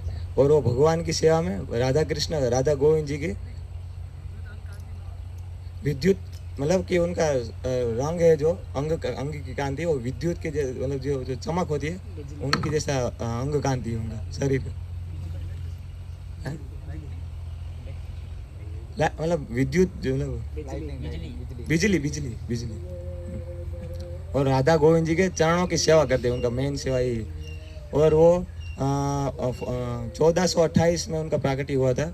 वो हुगली जो है, हुगली जिला है पश्चिम बंगाल में, उधर सप्तग्राम करके गांव है, उधर एक सरस्वती प्राचीन नदी है, उसके किनारे के कृष्णनगर गांव में हुआ था उनका जन्म। तो उधर उनका जब प्राकट्य हुआ, बाद में वो जब छोटे थे तभी से उनमें वैराग्य बहुत था। मतलब जो हम खेलते हैं ना, छोटे बच्चे जब खेल कूद करते हैं ना, तो वो जब छोटे थे तो पढ़ाई करते थे, बाद में पढ़ाई के बाद वो खेलते कूदते, उनका इंटरेस्ट ही नहीं था पहले से, वो वैरागी थे पहले से, छोटे थे तब से वैरागी थे। और बाद में जब छोटे थे तभी से हर रोज वो हरिदास ठाकुर के दर्शन करते थे, हरिदास ठाकुर के नित्य दर्शन करते थे। और हरिदास ठाकुर की उनके ऊपर विशेष कृपा थी, इसी वजह से वो चैतन्य महाप्रभु की कृपा को प्राप्त कर पाए। इसलिए हमको समझना चाहिए कि वैष्णवों के जब आशीर्वाद होगी हमारे ऊपर, कृपा होगी, तभी हम भगवान के चरण कमल को प्राप्त कर पाएंगे। और अद्वैत आचार्य जी भी उनके परिवार के ऊपर विशेष कृपालु थे, क्योंकि उनके पिताजी भी उनकी पूजा मतलब उनके बहुत सम्मान देते थे अद्वैत आचार्य को भी। तो बाद में मतलब पहले से ही उनका मतलब परिवार जो वैष्णव परिवार में थे, लेकिन फिर भी उन्होंने उनमें थोड़ा ज़्यादा वैराग्य था। तो बाद में जब वो एक बार नित्यानंद प्रभु सप्तग्राम में आए थे संकीर्तन करने, तब रघुनाथ दास गोस्वामी थे, उनको सेवा मिला था, सब भक्तों का मतलब पर्सनल सेवा करने का मौका मिला था। तो ये भी एक है कि मतलब वैष्णव का सेवा करना चाहिए, इससे भगवान की कृपा हमको मिलती है। और जब थोड़े बड़े हुए तो बाद में एक बार वो चैतन्य महाप्रभु जब संन्यास लेकर आए थे शांतिपुर में, तब वो शांतिपुर में चैतन्य महाप्रभु को पहली बार मिले थे रघुनाथ दास गोस्वामी। और थोड़े समय बाद वो मतलब वो चैतन्य महाप्रभु से बहुत मिलने का उनका था, लेकिन फिर भी थोड़े समय बाद फिर से शांतिपुर में मिलने का हुआ। रघुनाथ दास गोस्वामी को जाना था चैतन्य महाप्रभु को मिलने, तो उनको पिताजी की परमिशन लेने गए कि पिताजी मुझे चैतन्य महाप्रभु को मिलने जाना। तो उनको पिताजी ने मतलब मना करने वाले थे, उनको पता था कि मना करने वाले, तो उन्होंने बोला कि आप मुझे मना करोगे तो मेरे शरीर में प्राण नहीं रहेंगे। चैतन्य महाप्रभु को मिलने को मना, बाद में उनको जाने दिया। बाद में चैतन्य महाप्रभु को मिलने गए, तो जाके मिले बाद में बोले कि मतलब वो समझ गए कि चैतन्य मतलब उनको समझ चैतन्य महाप्रभु को समझ गए कि वो फुल टाइम होना चाहते हैं अभी मतलब वो आ जाने चाहते हैं अभी वो घर पे नहीं रहना चाहते। तो बाद में फिर चैतन्य महाप्रभु ने उनको उपदेश दिया कि आप नहीं अभी नहीं अभी आप घर पे रहो मतलब अंतर है निष्ठा बाह्य लोक व्यवहार कि अंतर में मतलब निष्ठा रखो भगवान के बाहर में आप लोक व्यवहार करो ना बाहर जैसे लोग करते ऐसे करो लेकिन अंतर में हमेशा भगवान का स्मरण करो है ना। अंतर में वही भाव रखो कि कब मैं भक्ति ज़्यादा करूँ कब लेकिन बाहर से लोक व्यवहार करो। बाद में धीरे धीरे ऐसे वो बहुत क्या ना भक्ति में आगे बढ़ने लगे। बाद में मतलब घर पे गए बाद में जैसे चैतन्य महाप्रभु ने बताया ऐसे उनकी आज्ञा का पालन करते थे और बाद में आज्ञा पालन करते थे लेकिन उनको बहुत अंदर से वो हो रहा था कि नहीं अभी मुझे जाना ही है ना। तो फिर 1 साल तक फिर भी उन्होंने लोक व्यवहार की तरह मतलब व्यवहार किया और उसमें एक लीला आता है कि वो मैं नाम भूल गया वो एक वो जो थे मेन उनके पिताजी का था बहुत बड़े बड़े बिजनेसमैन थे मेरा बिजनेस मतलब जो कर टैक्स कलेक्ट करके वो ऊपर देना होता है हुसैन शाह को। लेकिन उनके पिताजी और उनके चाचा उनके पिताजी का नाम था गोवर्धन मजमूदार और उनके चाचा का नाम हिरण्य मजमूदार। तो वो थोड़ा गड़बड़ किए थे तो बाद में वो उनको जो दूसरे वाले थे उनके क्या बोलते वो पार्टनर तो बोले आपके पिताजी गड़बड़ करते चाचा गड़बड़ करते तो उनके पास आए थे घर पे। तो उनके घर पे आए तो वो रघुनाथ दास गोस्वामी को देखे तो पहले तो उनको देख के इतने अंदर वो थे विनम्र इतने सुंदर कि उनका इतना वीर मतलब वो क्या बोलते वो ऐसे ही वो मतलब मारने वाले थे लेकिन मारा ही नहीं उन्हें मतलब इतना वो प्रसन्न हो गए उनको देख के ही ऐसे। बाद में वो बोले रघुनाथ दास गोस्वामी बोले कि आप तो मेरे पिता जैसे ही है मतलब आपको और मेरा पिता में तो मतलब कोई अंतर ही नहीं। तो बाद में वो सामने वाला पिघल गया वो मुसलमान था फिर भी पिघल गया इतना विनम्र था इतना मतलब सुंदर थे तो इतना सुशील थे। तो बाद में वो उन्होंने कहा कि नहीं मतलब उनको आपके पिताजी को समझाओ बोले कि चाचा को समझाओ कि ऐसा नहीं करे मतलब हमको भी थोड़ा दे है ना कि हम भी पार्टनर है तो हमको भी थोड़ा मिलना चाहिए आप अकेले अकेले ले रहे। तो बाद में वो तो उनको समझा दिए। बाद में फिर वो है ना अवारनवार बाद में आगे बढ़ के बाद में फिर वो भागते रहते थे बहुत भाग जाते थे घर से। तो उनके पिताजी ने उनकी रक्षा मतलब उनको पकड़ने के लिए वो भाग ना जाए उसके लिए उनके 9 नौकर रखे थे 4 नौकर उनकी मतलब नौकर थे 4 और 5 उनके चौकीदार थे और 2 ब्राह्मण को रखे थे जो उनको खाना बना कर खिलाते थे। और उनका पूरा व्यवस्था सिक्योरिटी टाइट रखा था कि अभी भागना नहीं चाहिए ना मतलब। बाद में थोड़ा समय बाद उनका शादी करवा दिया उनको माता पिता को पता चला कि भक्ति में बहुत आगे बढ़ रहा है तो बाद में पता है हमको भक्ति में बहुत आगे बढ़ने लगता है मंदिर जाने लगता है तो माता पिता क्या करते शादी करवा देते। तो शादी करवा दिया तो ऐसी लड़की से शादी करवाया मतलब उसमें एक श्लोक है कि इंद्र सम ऐश्वर्य श्री अप्सरा सम श्री मतलब इंद्र के समान उनका ऐश्वर्य था 12 लाख मोहर उनका पिताजी का आवक था है ना। तो इतना क्या बोलते ऐश्वर्य था और इतनी सुंदर पत्नी के साथ मतलब उनके जो पूरा जो एरिया था उसमें सबसे सुंदर स्त्री के साथ उनका विवाह करवाया था। फिर भी उनका मन उसमें नहीं लग रहा था सोचो इतना वैराग्य था उनमें। बाद में फिर भी उनका मन नहीं लग रहा था फिर भी वो भागने वाले थे और भाग भी रहे थे फिर भी उनके पिताजी क्या करते पकड़ के ला देते तो बहुत भाग रहे थे। एक बार उनके माताजी ने उनके पिता को बोला कि अभी क्या करो कि अभी इनको है ना क्या बोलते हो रस्सी से बांध दो इनको जंजीरों से बांध दो उनको। तो जंजीर से बांध दो उनको माता ने बोला पिता को। तो उनके पिताजी क्या बोले कि इतना इंद्र सम ऐश्वर्य और अप्सरा सम स्त्री उनके मन को बांध नहीं पाई तो जंजीर तो क्या कर पाएगी मतलब उनको अभी उनको करने दो जो करना है मतलब। तो फिर वो भागकर 2 बार तो चैतन्य महाप्रभु को मिल रहे थे। बाद में तीसरी बार वो भाग कर गए नित्यानंद प्रभु को मिलने पानीहाटी गाँव मतलब नित्यानंद प्रभु उधर थे पानीहाटी में गंगा नदी के किनारे बैठे थे पेड़ के नीचे। तो पानीहाटी में जब गए दूर से ही उन्होंने नित्यानंद प्रभु को दंडवत प्रणाम कर दिया। इतना नित्यानंद प्रभु का तेज आ रहा था तो वो देख के आश्चर्यचकित हो गए कि वाह वाह। बाद में उन्होंने दंडवत प्रणाम किया तो नित्यानंद प्रभु को तो पता नहीं था वो तो अपनी लीला मस्त थे लेकिन उनके जो अनुयायी थे तो पार्षद उन्होंने बोला कि देखो नित्यानंद प्रभु वो हरिदास ठाकुर आपको प्रणाम कर रहा है। तो नित्यानंद रघुनाथ दास ठाकुर आपको प्रणाम कर रहा है। तो रघुनाथ दास ठाकुर को देखे तो बोले चोर इधर आओ बोले चोरी कर रहा है मतलब। तो मतलब उनको बोला है तो आए नहीं तो उनका जो अनुचरों को बोले कि आप पकड़ के लेकर आओ। जब पकड़ के लेकर आए तो बोले चोर तू चोरी करता है दूर से ही प्रणाम करता है मतलब कि मतलब वो आप दिखाना नहीं चाहता ये चोरी करके मतलब कृपा लेना चाहता। और दूसरा ये भी था कि वो नित्यानंद प्रभु को मिले बिना ही सीधा चैतन्य महाप्रभु को कृपा लेना चाहता था इसलिए दूसरा उनको चोर बोला कि हमको हमेशा नित्यानंद प्रभु के मतलब गुरु के गाइडेंस में रहना चाहिए ना डायरेक्ट भगवान को अप्रोच नहीं करना चाहिए। नित्यानंद प्रभु गुरु तत्व है तो ये बहुत समझने की बात। बाद में नित्यानंद ध्रुव उनको चोर किया, बाद में बोले कि अभी तुमको दंड दूंगा, मतलब आपको सजा मिलेगी। क्या सजा मिलेगी? बोले वैष्णवों को आपको क्या है, दही चिड़ा खिलाना बनाकर। तो बाद में पूरा जो सब जहाँ पानीहाटी था वो तो पूरा पानीहाटी ग्राम का तो है, लेकिन अगल बगल के गांव से पूरा सामान लेकर आए और पूरे बहुत बड़े बड़े घड़े में दूध और दही, 2 प्रकार के दही चिड़ा बनाए और बाद में सभी भक्तों को खिलाए। तो मतलब अभी बनाए थे, बाद में नित्यानंद प्रभु खाने वाले थे, तभी चैतन्य महाप्रभु भी उधर आ गए।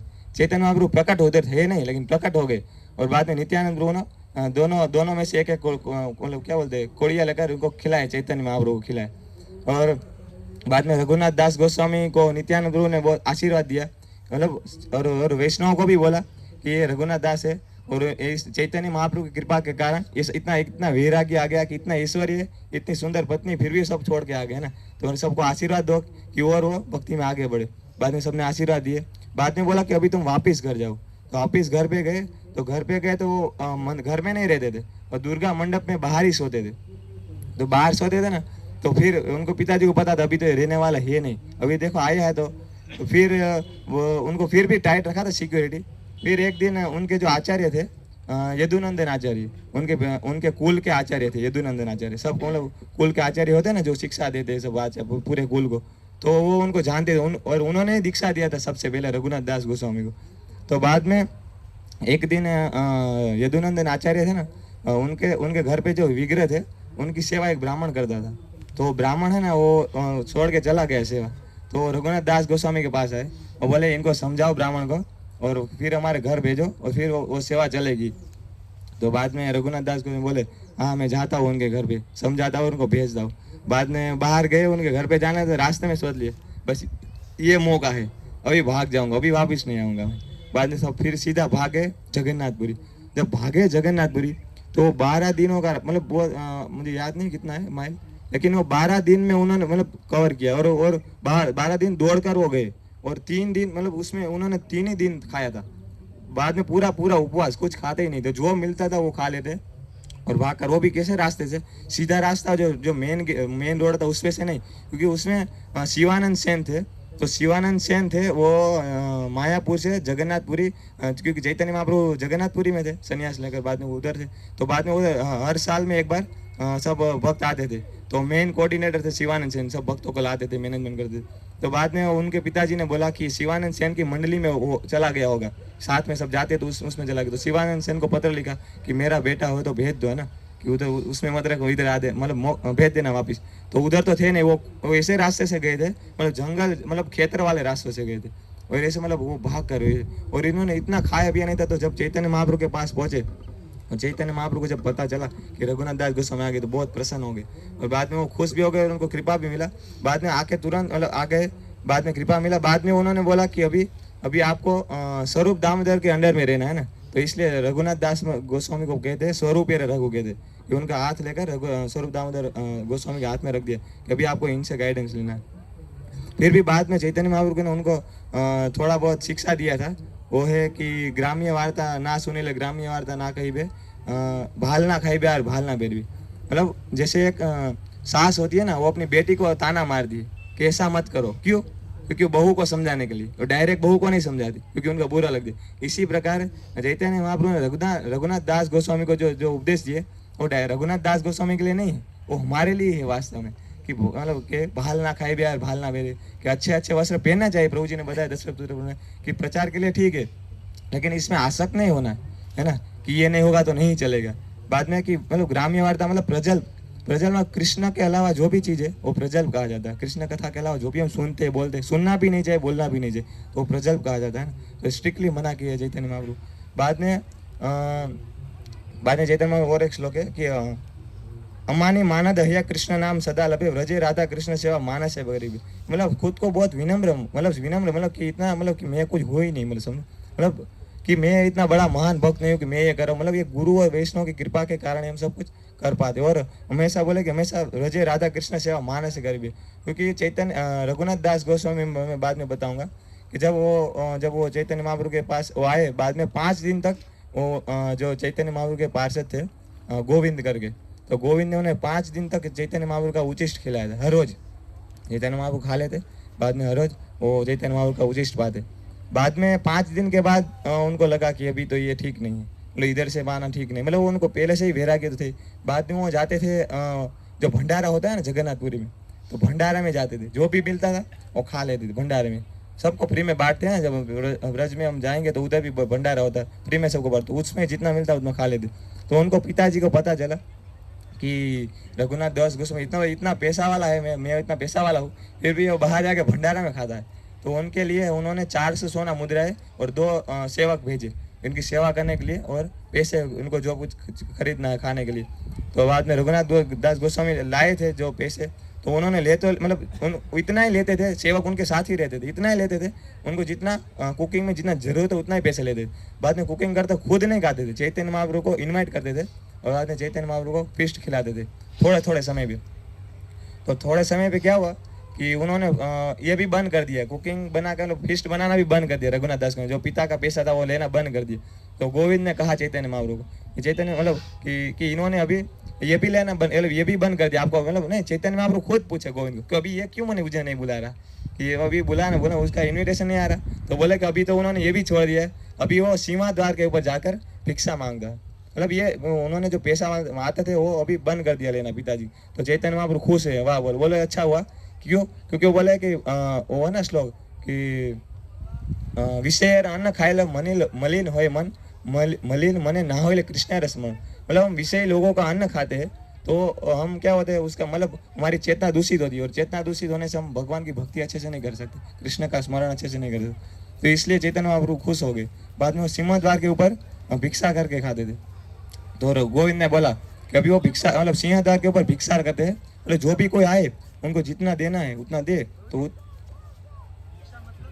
मतलब सिंह द्वार के ऊपर वो खड़े रहते थे, ऐसे भीख मांगते थे, मतलब लिटरली भीख मांगते, जो जिनको जो देना है मतलब वो देंगे, और वो उसमें ही मतलब खाएंगे, वो ही खाएंगे।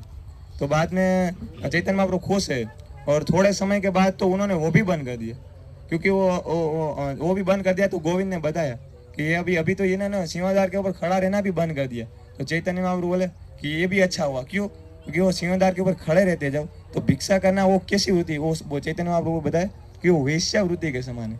वेश्यावृत्ति मतलब कि अभी वो आएगा, अभी वो मुझे कुछ दे के जाएगा, अभी वो मुझे कुछ देगा, वो आया ना, वो कल मुझे कुछ दे के गया तो आज भी मुझे दे के जाएगा। तो ऐसे वेश्या के मतलब समान वो सोच नहीं जैसा है, उसमें भगवान की भक्ति मतलब मन नहीं लगता, क्योंकि हम वो सोचते रहते कि अभी वो आएगा, अभी वो देगा, तो उसमें मतलब भक्ति में मन नहीं लगता। बाद में उन्होंने क्या किया था, वो भी छोड़ के अभी क्या करे थे वो रघुनाथ दास गोस्वामी, वो जब 3 दिन का सड़ा हुआ चावल होता है जगन्नाथपुरी में, जो जगन्नाथ जी को भोग लगता है, बाद में सड़ा हुआ, जो गाय भी नहीं खाती, ऐसे चावल को उठाकर कचड़े में से उठाकर पानी से अच्छे से धोते थे और बाद में उसको खाते थे। तो चैतन्य महाप्रभु को जब पता चला ये कि ऐसा करते, तो बाद में वो चैतन्य महाप्रभु और स्वरूप दामोदर दोनों उधर गए। बाद में चैतन्य महाप्रभु ने एक उधर गए और बोले अच्छा मतलब, तो रघुनाथ दास को बोले तो अच्छा है कि मिष्ठान वो खा रहा है, मैंने सुना, बोले कि लाओ मैं भी खाता हूँ, कैसा मिष्ठान खाता है। तो ऐसा करके एक कोड़िया खा लिया चैतन्य महाप्रभु, और जो दूसरा लेने गए तो स्वरूप दामोदर ने अटका दिया कि मतलब महाप्रभु ये आपके लिए नहीं है। मतलब ये देखकर रघुनाथ दास गोस्वामी को देखकर चैतन्य महाप्रभु बहुत खुश हुए। मतलब ऐसे श्लोक है चैतन्य चरितामृत में कि गौरांग एक मिनट, महाप्रभु भक्त सब वैराग्य प्रधान यहाँ देखी है ना प्रीत है ना गौरव भगवान, मतलब चैतन्य महाप्रभु के जो भक्त है वो सब वैराग्य में प्रधान होते हैं, वैराग्य में 2 मिनट। तो मतलब कि ये मतलब वैराग्य प्रधान होता है, उसमें भी जो रघुनाथ दास गोस्वामी थे वो उसमें आदर्श शिरोमणि थे, एक तो वैराग्य में और दूसरा था शुद्ध भजन में। तो बाद में वो जो चावल खाते बाद में वो क्या करते थे कि 1.5 घंटा खाने पीने और सोने में निकालते, 7.5 प्रहर, बाद में 22 घंटा वो भक्ति करते थे, और 22 घंटे में भी वो 64 राउंड करते थे चैंटिंग, और 1000 भगवान को दंडवत प्रणाम करते थे, और 2000 वैष्णव को प्रणाम करते, दंडवत प्रणाम हर रोज। तो कोई हम देखते कि 2000 वैष्णव दिखते भी नहीं, तो नाम ले लेकर प्रणाम करते थे, ये वैष्णव को दंडवत प्रणाम। तो बाद में दंडवत प्रणाम करेंगे खुद, ऐसा नहीं कि बोलेंगे रोज दंडवत प्रणाम बोलने देना करना नहीं, ऐसा नहीं, बाद में करते थे। बाद में उन्होंने मतलब चैतन्य महाप्रभु ने उनको 2 चीज गिफ्ट में दिया था, एक गोवर्धन शिला और एक गुंजा माला मतलब शंख की माला, वो 2 चीज दिया। तो वो इनकी सेवा करते थे 22 घंटे में। और बाद में जब सनातन गोस्वामी जब शरीर छोड़ दिए, और सनातन गोस्वामी शरीर छोड़ दिए, तब रघुनाथ दास गोस्वामी जब शरीर छोड़े तो इनके विरह में वो बस क्या करते थे, 1 दिन या 2 दिन के ऊपर 100 ग्राम छाछ पीते थे। कितना खाना पीना सब बंद, सिर्फ 100 ग्राम छाछ ही पीना। वो बाद में इतना मतलब 1.5 घंटा में खाना सब कुछ आ गया, 22 घंटा भक्ति करते थे। और बाद में जब रघुनाथ दास गोस्वामी जब शरीर छोड़े तो रूप गोस्वामी जब शरीर छोड़े तब रघुनाथ दास गोस्वामी ने वो भी खाना पीना छाछ भी बंद कर दिया, पर लिटरली कुछ नहीं खाते थे। बाद में वीरम में उन्होंने बाद में शरीर त्याग दिया। और बाद में वो दो लीला है शॉर्ट में कि एक बार रघुनाथ दास गोस्वामी जप करते थे, तो इतना धूप आ गया था, तो राधा रानी उनकी मतलब उनको देखकर उनको राधा रानी मतलब भगवान कृष्ण और वो तो पता है कि भगवान हमेशा भक्तों की सेवा करना चाहते हैं, वो स्पर्धा होती है ना, भक्तों भगवान की सेवा करना है। तो राधा रानी खुद आकर उनको मतलब क्या पल्लू ढके थे उनके ऊपर कि उनको छाँव आए, है ना, धूप ना आए। और दूसरा है कि जब वो जब भजन करते थे नदी के किनारे, तो उधर बाघ आकर पानी पीते थे, तो फिर वो कृष्ण उधर लाठी लेकर खड़े रहते थे इनकी रक्षा करने के लिए।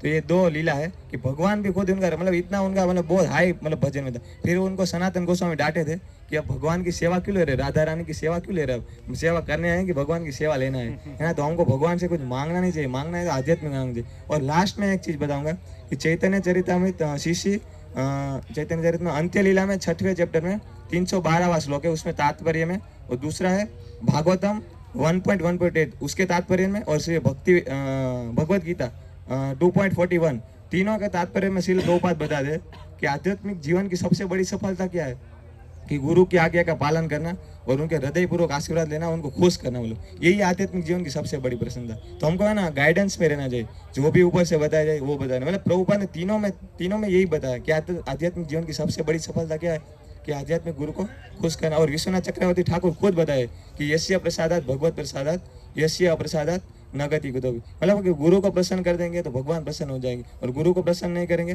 तो हमारे आध्यात्मिक जीवन में उत्पात मच जाएगा ना। तो मैं बस इतना ही कहना चाहता था। तो हरे कृष्ण, धन्यवाद।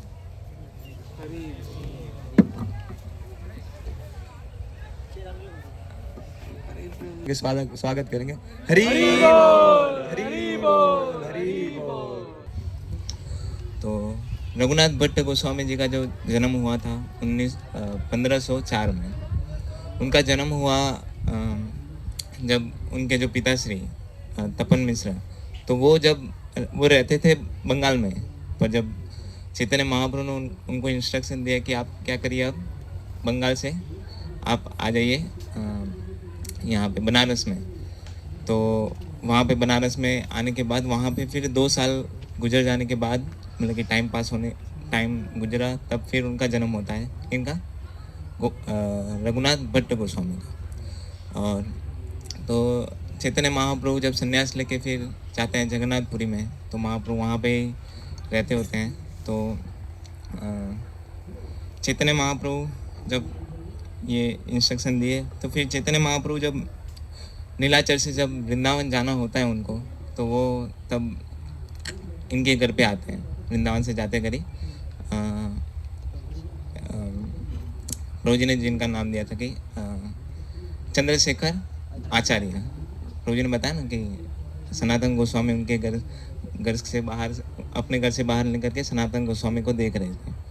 तो चंद्रशेखर जब महाप्रभु वहाँ से वृंदावन से जगन्नाथपुरी से वृंदावन जब जा रहे थे, तो वो आए और यहाँ पर बनारस में, तो वो रहते थे चंद्रशेखर आचार्य के घर पे। और प्रसाद कहाँ पे लेते थे? तपन मिश्र के घर पे, क्योंकि तब तपन मिश्र के घर पे जब जन्म हुआ इनका रघुनाथ भट्ट गोस्वामी का, तो तब वो 10 साल के थे, क्योंकि चैतन्य महाप्रभु जब आए तब 1514 की बात है। तो 1514 में जब चैतन्य महाप्रभु वहाँ पे आए तो प्रसाद लेते थे तपन मिश्र के घर पे। तो तब उस टाइम पे रघुनाथ भट्ट गोस्वामी थोड़ा सब्जी वगैरह जो भी प्रसाद बनाने के लिए, तो वो कटिंग वगैरह करते थे। तो जो भी यहाँ पे प्रसादम बनाने के लिए जो भी उत्सुक भक्त हैं, तो उनको बहुत अच्छा लगेगा कि हमारे जो रघुनाथ भट्ट गोस्वामी जो हैं, तो वो हमारे प्रसादम के आचार्य हैं। हरि बोल। तो ऐसा बताया जाता है कि 6 गोस्वामी जो भी हैं, ऐसे तो भक्तों का कहीं ना कहीं कुछ न कुछ स्किल रहता है। तो 6 गोस्वामी जो भी कुछ भी उनका प्रसादम बनाने का स्किल था, पर उसमें सबसे बेस्ट प्रसादम बनाते थे रघुनाथ भट्ट गोस्वामी। और हम देखते हैं कि हमारे शीला प्रभुपाद जी इस्कॉन के फाउंडर आचार्य, वो भी बहुत एक्सपर्ट थे, है ना। प्रभुपाद जी का एक लीला आता है कि कोई ड्यूटी थे, नाम नहीं याद है उनको, तो वो उन्होंने कुछ प्रसाद बनाया तो उनका टाइम लगता था उनको 2 घंटा भक्तों के लिए प्रसाद बनाने। प्रभुपाद जी बोले कि इतना सारा क्यों टाइम लगता है, प्रसाद हम तो 1 घंटे में बन जा सकता है। तो उन्होंने बोला 1 घंटे में? तो फिर प्रभुपाद जी बोले लाओ चलो मैं जाता हूँ किचन। प्रभुपाद जी गए किचन में, उनका प्रभुपाद जी का एक बहुत स्पेशल कुकर टाइप रहता था, उसके अंदर नीचे प्रभुपाद जी दाल रखते थे, बीच में कुछ सब्जी कटिंग वगैरह और ऊपर राइस।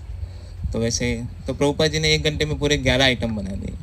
तो प्रभुपाद जी भी हमारे बहुत एक्सपर्ट थे कुक, मतलब कि कुकिंग में भी बहुत एक्सपर्ट थे। तो चैतन्य महाप्रभु जब वहाँ पे रहे चंद्रशेखर आजाद आचार्य के घर पे और तपन मिश्र के घर पे प्रसाद लेते थे, तब इनका मेनली जो सेवा रघुनाथ भट्ट गोस्वामी को मिला कि वो प्रसाद में भी हेल्प करते थे और उनको जो चरण सेवा जो करते हैं, जो अभिषेक वगैरह करते थे, तो वो भी उनको मिला था। तो ये बहुत मेन चीज़ थी, 2 चीज़ कि चैतन्य महाप्रभु जो 10 दिन वहाँ पे रुके तो उनको उचिष्ट भी बहुत मिलता था, 10 से 10 दिन। तो ये 2 चीज़ के उचिष्ट और उनका चरण का सेवा, तो ये 2 चीज़ से उनको बहुत ही हेल्प मिला आगे भक्ति में। किनको? रघुनाथ भट्ट गोस्वामी को। फिर महाप्रभु चले गए जगन्नाथपुरी में। फिर जब रघुनाथ भट्ट गोस्वामी जब 20 साल के हुए तो वो फिर गए, उन्होंने सोचा कि अब माता पिता अभी, तो जब रघुनाथ भट्ट गोस्वामी जब घर पे आए थे, इनके चंद्रशेखर आचार्य के घर पे रह रहे थे, तो तब उन्होंने इंस्ट्रक्शन दिया था रघुनाथ भट्ट गोस्वामी को कि आप घर पे रह के क्या करना, मम्मी पापा की सेवा करना। मेरे को भी, मैं जब घर पे जाता हूँ तो बहुत बोलते हैं मम्मी पापा कि मम्मी पापा की सेवा करनी चाहिए, क्या घर मंदिर में ही रहता है ना। तो देखिए कि यहाँ पे हम देखते हैं कि उनके जो माता पिता थे वो क्या थे, पहले से वैष्णव थे, तपन मिश्र, है ना, और उनके माता श्री।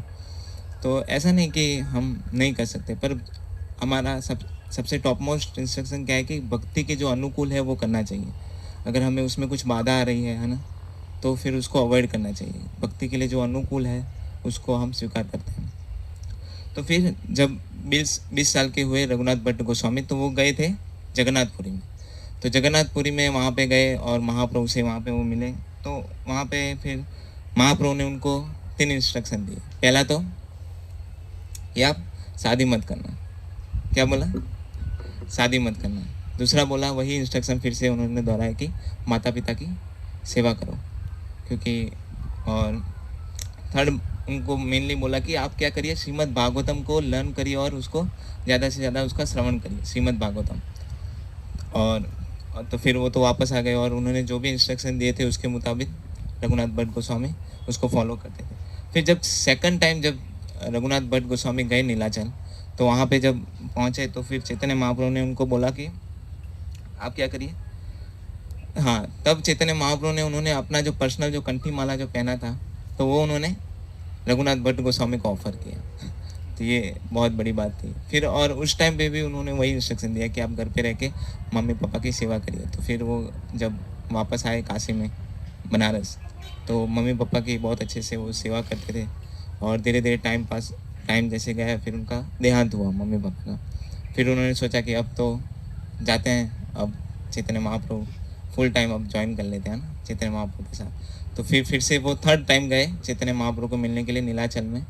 और वहाँ पे जाके फिर महाप्रभु ने बताया कि अब आप क्या करिए, वृंदावन जाइए, और वृंदावन जाके जो रूप गोस्वामी हैं, सनातन गोस्वामी हैं, उनके साथ रह के श्रीमद् भागवतम का मेनली आप स्टडी करिए, उसके ऊपर ज़्यादा से ज़्यादा, और सबको इसके बारे में बताइए, क्योंकि बहुत पहले ही उनको इंस्ट्रक्शन दे दिया गया था कि आप श्रीमद् भागवतम पढ़िए। तो रघुनाथ भट्ट गोस्वामी प्रसादम के तो आचार्य हैं ही, पर उनका स्पेशली श्रीमद् भागवतम में बहुत ही रस था। उनका जब क्लास होता था तो रूप गोस्वामी, सनातन गोस्वामी और वृंदावन के बहुत बड़े बड़े सभी भक्त लोग उनका क्लास सुनने के लिए आते थे।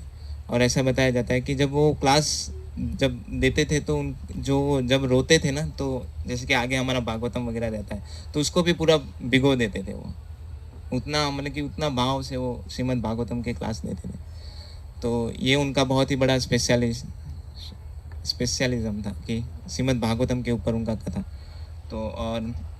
तो फिर वो वृंदावन गए, तो वृंदावन में रूप गोस्वामी, सनातन गोस्वामी से मिले, और वहाँ पे स्पेशली वो गोविंद जी का जो टेम्पल है वहाँ पे ही रहते थे, और जो भी दर्शनार्थी वहाँ पे आते तो उनको श्रीमद् भागवतम का क्लास वगैरह वो सुनाते रघुनाथ भट्ट गोस्वामी।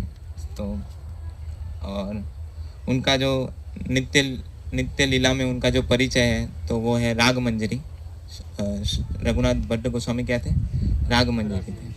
तो जैसे कि भक्तों ने बताया कि हमारे देखिए कि आचार्य जो भी हमारे गुरु शिष्य परंपरा में जो आचार्य आ रहे हैं वो कितने बड़े बड़े लेवल में उन्होंने कार्य किए हैं और क्या उनका लेवल है ना। तो उस परंपरा में हम अभी जुड़े हुए हैं। अब देखिए कि हम कहीं से सुनते हैं कि ये व्यक्ति ऑक्सफोर्ड यूनिवर्सिटी से, हार्वर्ड यूनिवर्सिटी से कुछ ग्रेजुएशन लेके आया है, तो कितना बड़ा लगता है हमें। उसको देखने का नज़रिया ही चेंज हो जाता है। तो हम ऐसे ब्रह्म मध्व गौड़ीय संप्रदाय में से बिलोंग करते हैं ना, तो हमारा भी एक ये हमारा रियल ईगो होना चाहिए कि हम ये संप्रदाय से बिलोंग करते हैं। प्रभुपाद जी भी बताते थे कि हमारा ईगो मेन क्या होना चाहिए? We are the servant of the Krishna. कौन की? जो लखपति नहीं, जो लक्ष्मीपति हैं, उनके हम दास हैं। तो ये है। और फिर उनका 1579 में उनका देहांत हुआ रघुनाथ भट्ट गोस्वामी का। तो यही थोड़ा कुछ बताना था कि मेनली उनका श्रीमद् भागवतम के ऊपर बहुत ही अच्छा रुचि था और वो प्रसादम के आचार्य हैं हमारे। तो अब नेक्स्ट मैं देश मुकुंद प्रभु को इनवाइट करना चाहता हूँ कि जो प्रभु जी गोपाल भट्ट गोस्वामी के बारे में बताएंगे। तो उनका हम स्वागत करते हैं 3 बार हरि बोल बोल के। हरि बोल, हरि बोल, हरि बोल। तो मुझे जो सेवा मिला है वो श्रील गोपाल भट्ट गोस्वामी के बारे में बताना है। तो श्रील गोपाल भट्ट गोस्वामी भगवान के नित्य पार्षद हैं और उनका जन्म दक्षिण भारत में श्रीरंगम धाम है। वहाँ पे मतलब भगवान विष्णु का बहुत बड़ा मंदिर है। तो वहाँ पे वेंकट भट्ट करके जो पुजारी थे, मतलब जो भट्ट परिवार था, मतलब द्रविड़ ब्राह्मण थे, तो वो मतलब परंपरा में सेवा करते थे एज अ पुजारी। तो वेंकट भट्ट उनके 2 भाई थे, एक तिरुमला भट्ट और एक प्रबुद्ध भट्ट करके। तो फिर यहाँ पे श्रील गोपाल भट्ट गोस्वामी का जन्म होता है 1503 में, सन 1503 में। और जब गोपाल भट्ट 7 साल की उम्र होती है तो श्री चैतन्य महाप्रभु 1510 में संन्यास लेके जगन्नाथपुरी से दक्षिण भारत में मतलब प्रचार प्रसार करने के लिए आते हैं। तो वो श्रीरंग में आते हैं, वहाँ पे मंदिर में आते हैं। तो उन्मत्त होके फिर वो कीर्तन करते हैं, नृत्य करते हैं। तो जब वेंकट भट्ट ये देखते हैं कि ये सन्यासी है और क्योंकि उन्मत्त होके मतलब कीर्तन कर रहे थे, नृत्य कर रहे थे, तो शुद्ध भक्त के जो लक्षण होते हैं तो उन्होंने देखा। तो वेंकट भट्ट सोचे कि ये सन्यासी है और एक शुद्ध भक्त है, तो फिर इनकी सेवा करने का अवसर लेना चाहिए। तो फिर जैसे ही उनको अपॉर्चुनिटी मिला तो उन्होंने उनके घर पे श्री चैतन्य महाप्रभु को इनवाइट किया, बहुत आदर सत्कार के साथ उनको घर में बुलाया, फिर उनका पात्र प्रक्षालन किया। तो जो पात्र प्रक्षालन किया होता है उसको चरणामृत कहते हैं। तो फिर वेंकट भट्ट ने वो चरणामृत अपने परिवार के सारे सदस्यों को दिया। तो जो गोपाल भट्ट थे 7 साल की उम्र के, उनको भी दिया। तो जैसे ही गोपाल भट्ट ने चरणामृत पिया तो वो भी भाव विभोर से मतलब उन्मत्त हो गए, उनकी आंखों में से आंसू आने लगे, गला रुद्ध हो गया और फिर वो मतलब बेहोश हो गई। तो इतनी छोटी उम्र में भी मतलब क्योंकि वो नित्य पार्षद थे, तो फिर तो ये जो समय था ये मतलब जो चतुर्मास होते हैं वो शुरू हो रहे थे। चतुर्मास मतलब कि जो वर्षा के 4 महीने होते हैं, तो चतुर्मास में तो उसमें सन्यासी जो होते हैं वो जहाँ पे भी होते हैं वहाँ पे मतलब ठहर जाते हैं, क्योंकि बारिश में प्रचार प्रसार होता नहीं है। तो फिर वेंकट भट्ट ने कहा कि अभी चतुर्मास चालू हो रहा है, बहुत बारिश हो गई, तो आप हमें सेवा का मौका दीजिए, हमें सेवा का अवसर, सानिध्य प्राप्त होगा आपका। तो फिर महाप्रभु तैयार हुए। तो फिर महाप्रभु का एवरीडे मतलब महाप्रभु कावेरी नदी में जाते थे, स्नान करते थे, फिर संकीर्तन के लिए बाहर जाते थे, मंदिर जाते थे। तो हर समय गोपाल भट्ट उनके साथ रहते थे। तो वेंकट भट्ट ने ये देखा कि ये जो गोपाल है मतलब इतनी छोटी उम्र है फिर भी वो सन्यासी से इतना आसक्त हो गए हैं, मतलब कि इतना प्रेम पूर्वक और भाव से मतलब सेवा कर रहे हैं। तो ये देख के वेंकट भट्ट को बहुत खुशी हुई और उन्होंने अपने परिवार के सदस्यों को बताया कि हमारा कितना सौभाग्य है कि हमको ऐसा पुत्र प्राप्त हुआ है कि जिसको मतलब सन्यासी में रुचि है। और इस तरह से तो इससे हम सीख सकते हैं कि मतलब जो शुद्ध भक्त होते हैं, जो प्रामाणिक संत होते हैं, साधु संत होते हैं, उनकी सेवा बचपन से ही मतलब करनी चाहिए। तो फिर आगे जाके हमारे हृदय में मतलब भक्ति भाव प्रकट होगा। तो इस तरह से मतलब 4 महीने तक गोपाल भट्ट महाप्रभु की सेवा में रहे। तो एक दिन क्या हुआ कि जब वो सो गए तो उनको एक स्वप्न आया।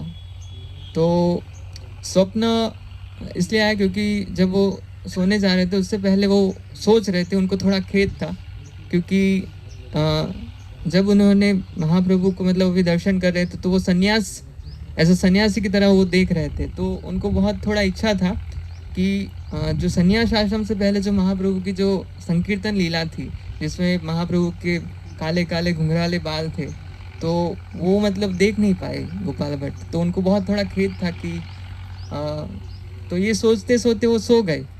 तो फिर स्वप्न में उनको मतलब ये संकीर्तन लीला आई नवदीप में जो चल रही थी, उसमें श्री चैतन्य महाप्रभु, नित्यानंद प्रभु, श्री अद्वैत आचार्य, गदाधर पंडित, ये सब थे। तो ये तो देखा उन्होंने, लेकिन एक और जो आश्चर्य था कि गोपाल भट्ट भी उस लीला में थे और श्री नित्यानंद प्रभु और अद्वैत आचार्य ने उनको आशीर्वाद दिया। और नित्यानंद प्रभु कुछ बोलने ही वाले थे लेकिन उन दौरान उनका नींद खुल गया। तो ये थोड़ा जैसे उठे तो उनको मतलब वो हुआ। तो फिर वो भाग के मतलब श्री चैतन्य महाप्रभु थे वहाँ पे गए और जाके उन्होंने सीधा दंडवत प्रणाम किया। तो जैसे उठे तो महाप्रभु ने उनको जो श्याम सुंदर वजेंद्र नंदन जो रूप है उनको मतलब ये दर्शन दिए। तो ये देख के मतलब उनको फिर से मतलब भाव आया और फिर आंखों में से अश्रु बहने लगे और फिर से उन्होंने प्रणाम किया। फिर से उठे तो फिर महाप्रभु फिर से मतलब सन्यासी के फॉर्म में आ गए। तो फिर उसके बाद फिर गोपाल भट्ट गोस्वामी ने फिर से उनका मतलब जो सेवा था तो ये कंटिन्यू किया। फिर जैसे ही ऐसे 4 महीने मतलब गोपाल भट्ट गोस्वामी ने श्री चैतन्य महाप्रभु के साथ मतलब उनकी सेवा में मतलब रहे। फिर जैसे ही चतुर्मास पूरे होते हैं तो फिर अभी चैतन्य महाप्रभु कहे कि अभी मतलब 4 मास तो ख़त्म हो गए तो अभी सन्यासी को मतलब रुकना नहीं चाहिए एक जगह पे, तो मुझे भी जाना होगा। तो ये सुनकर वेंकट भट्ट मतलब उनको बहुत ही मतलब आघात लगा इस चीज़ को सुन के, तो वो बेहोश हो गए और गोपाल भट्ट भी रोने लगे। तो ये देख के थोड़ा फिर चैतन्य महाप्रभु थोड़े दिन और रुक गए और उन दौरान फिर चैतन्य महाप्रभु ने गोपाल भट्ट को आदेश दिए कि तुम अभी घर पे रहो और घर पे रह के अपने माता पिता की सेवा करो। क्यों? क्योंकि आपके जो माता पिता है वो भक्त है।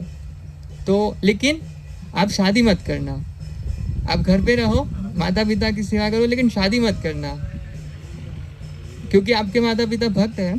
तो जब तक वो है उनकी सेवा कीजिए, फिर आप वृंदावन आ जाना। तो ऐसा उन्होंने आदेश दिया। तो फिर महाप्रभु चले गए और गोपाल भट्ट जो थे उन्होंने मतलब वही किया, माता पिता की सेवा की और इस तरह से। तो इससे हम सीख सकते हैं कि हम भी जब भक्ति के जीवन में हैं तो हमारी भी बहुत सारी इच्छाएं होती है।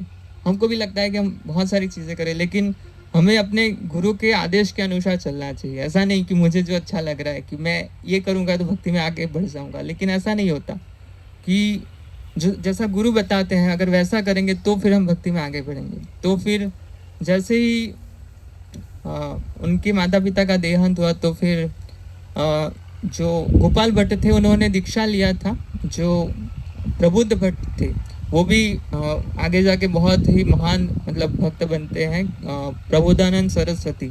तो उनसे वो दीक्षा लेते हैं और वो बहुत स्कॉलर होते हैं। फिर जैसे ही उनके माता पिता का देहांत होता है तो फिर वो वृंदावन आते हैं, क्योंकि महाप्रभु ने कहा था कि जो मेरे जो रूप और सनातन वृंदावन में है, तो आप उनको शास्त्रों को जो राइटिंग्स का जो सेवा दिया था और जो भगवान की सेवा का जो सेवा दिया था उन्हें सहायता कीजिएगा।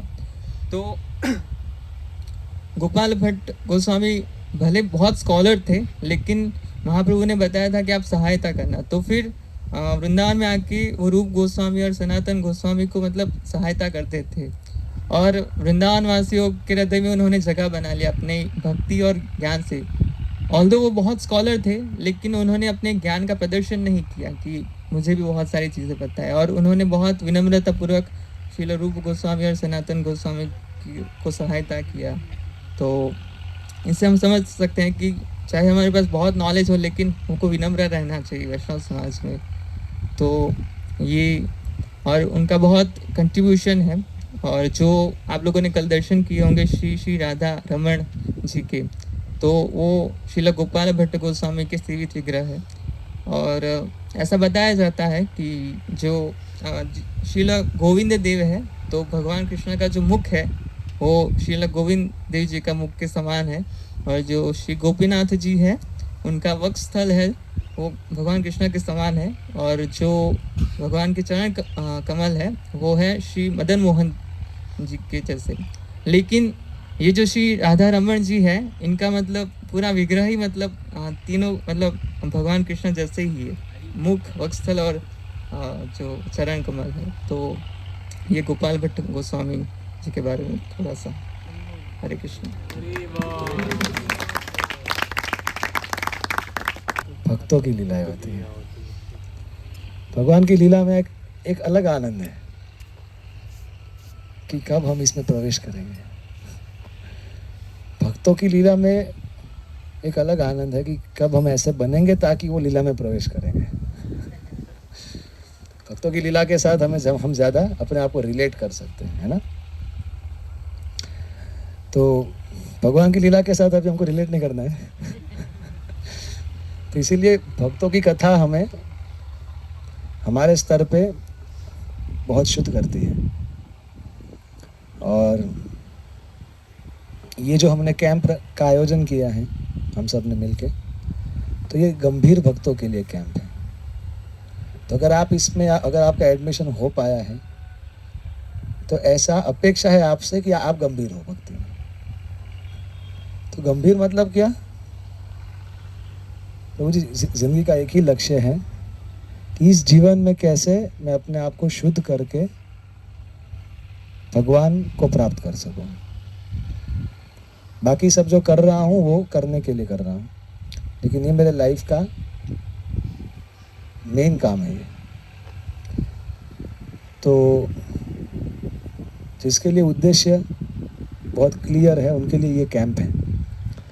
और अगर आपको क्लियर नहीं है, तो आपके ऊपर आपके गाइड का बहुत ही असीम कृपा हो गया है कि आप इस एडमिशन प्रोसेस को अब बाईपास कर गए।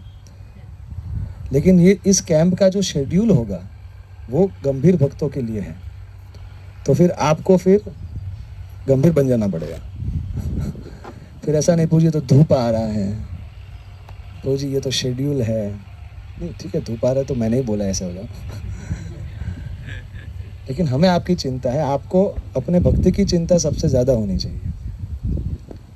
और हमारे लिए ये जो कैंप है, भगवान हमारे आचार्यों ने कितना मेहनत किया है हमारे लिए, देखिए। और वरिष्ठ भक्त कितना मेहनत कर रहे हैं हमारे लिए। तो हमें अपना 100% देना चाहिए ये 4 दिन में। ये आपसे अपेक्षा है। क्या क्या हमारी अपेक्षा सही है? और आप सब अभी तक उस अपेक्षा पे एकदम खरे उतरे हो। और ऐसी अपेक्षा है कि आगे भी खरे उतरोगे। तो अभी हमको कवर करना है नंदगांव और बरसाना। हमारे पास टाइम है 2 बजे तक। 2 बजे सब मंदिर बंद होते हैं नंदगांव बरसाना। हरि बोल। मैं सोच रहा था कि वृंदावन से ज़्यादा मर्सीफुल है नंदगांव बरसाना। 2 बजे बंद होता है। तो यहाँ से नंदगांव बहुत नज़दीक है। तो अभी तुरंत 5 मिनट में हमको निकलना है। पहले हम जाएंगे नंदगांव। नंदगांव में नंद महल है, जहाँ पे कृष्ण बलराम खेलते थे। तो वहाँ पे जाके दर्शन करेंगे। वहाँ पे हमारे इस्कॉन के सन्यासी परम पूज्य गोपाल कृष्ण गोस्वामी महाराज, जिनका अभी 2024 में ही 5 मई को तिरोभाव हुआ। वो गोपा जी की सेवा के लिए कहीं पे और उनको बुलाया गया। तो उनके तिरोभाव के बाद वो जो नंद महल के जो पुजारी हैं, उनके सपने में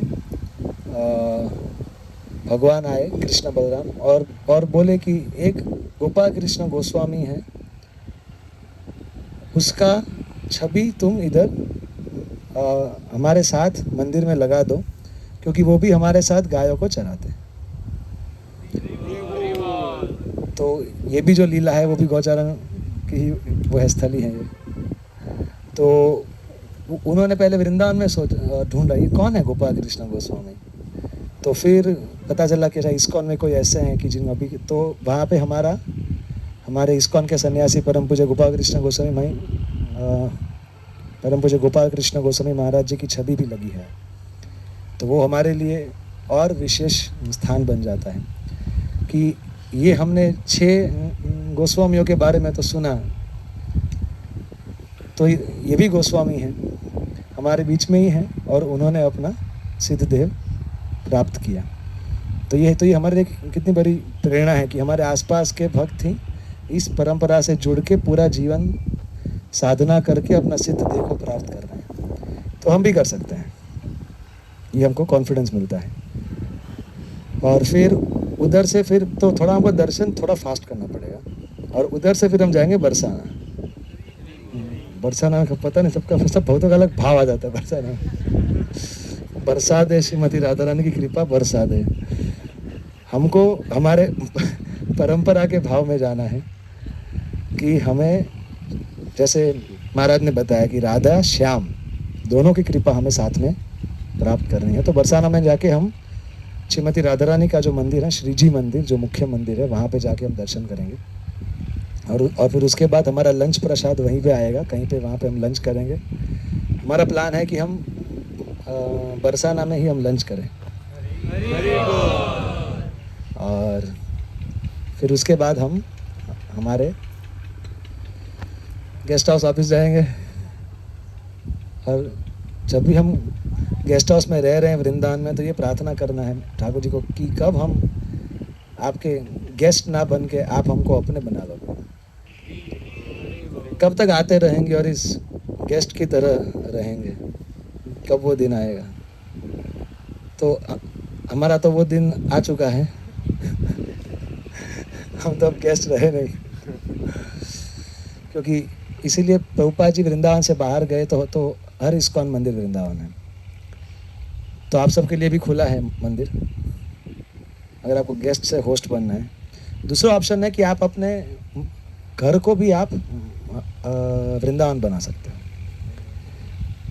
तो ये दोनों ऑप्शन खुले हैं। तो इस कैंप का उद्देश्य क्या है, या ऑप्शन 1 या ऑप्शन 2, या तो मंदिर को घर बनाएं या तो फिर घर को मंदिर बनाएं, ताकि हम अपना जीवन का लक्ष्य पूरा करके ये 6 गोस्वामियों के अनुगत्य में हमेशा के लिए गोलोक वृंदावन में ठाकुर जी का, युगल किशोर का हम सेवा प्राप्त कर सकें। तो किसको किसको ये उद्देश्य प्राप्त करना है? Thank you. तो अभी कुछ डिवोटीज हेल्प कीजिए, ठाकुर जी को लेना है। हम क्या लेंगे, वही हमको ले रहे हैं उनकी कृपा से। और ये सब इन्वेंट्री का सामान लेना है। और आज शाम को जाने के बाद रेस्ट होगा, फिर शाम को एक लेक्चर होगा और उसके बाद दीपदान होगा, और फिर आगे का शेड्यूल फिर हम आगे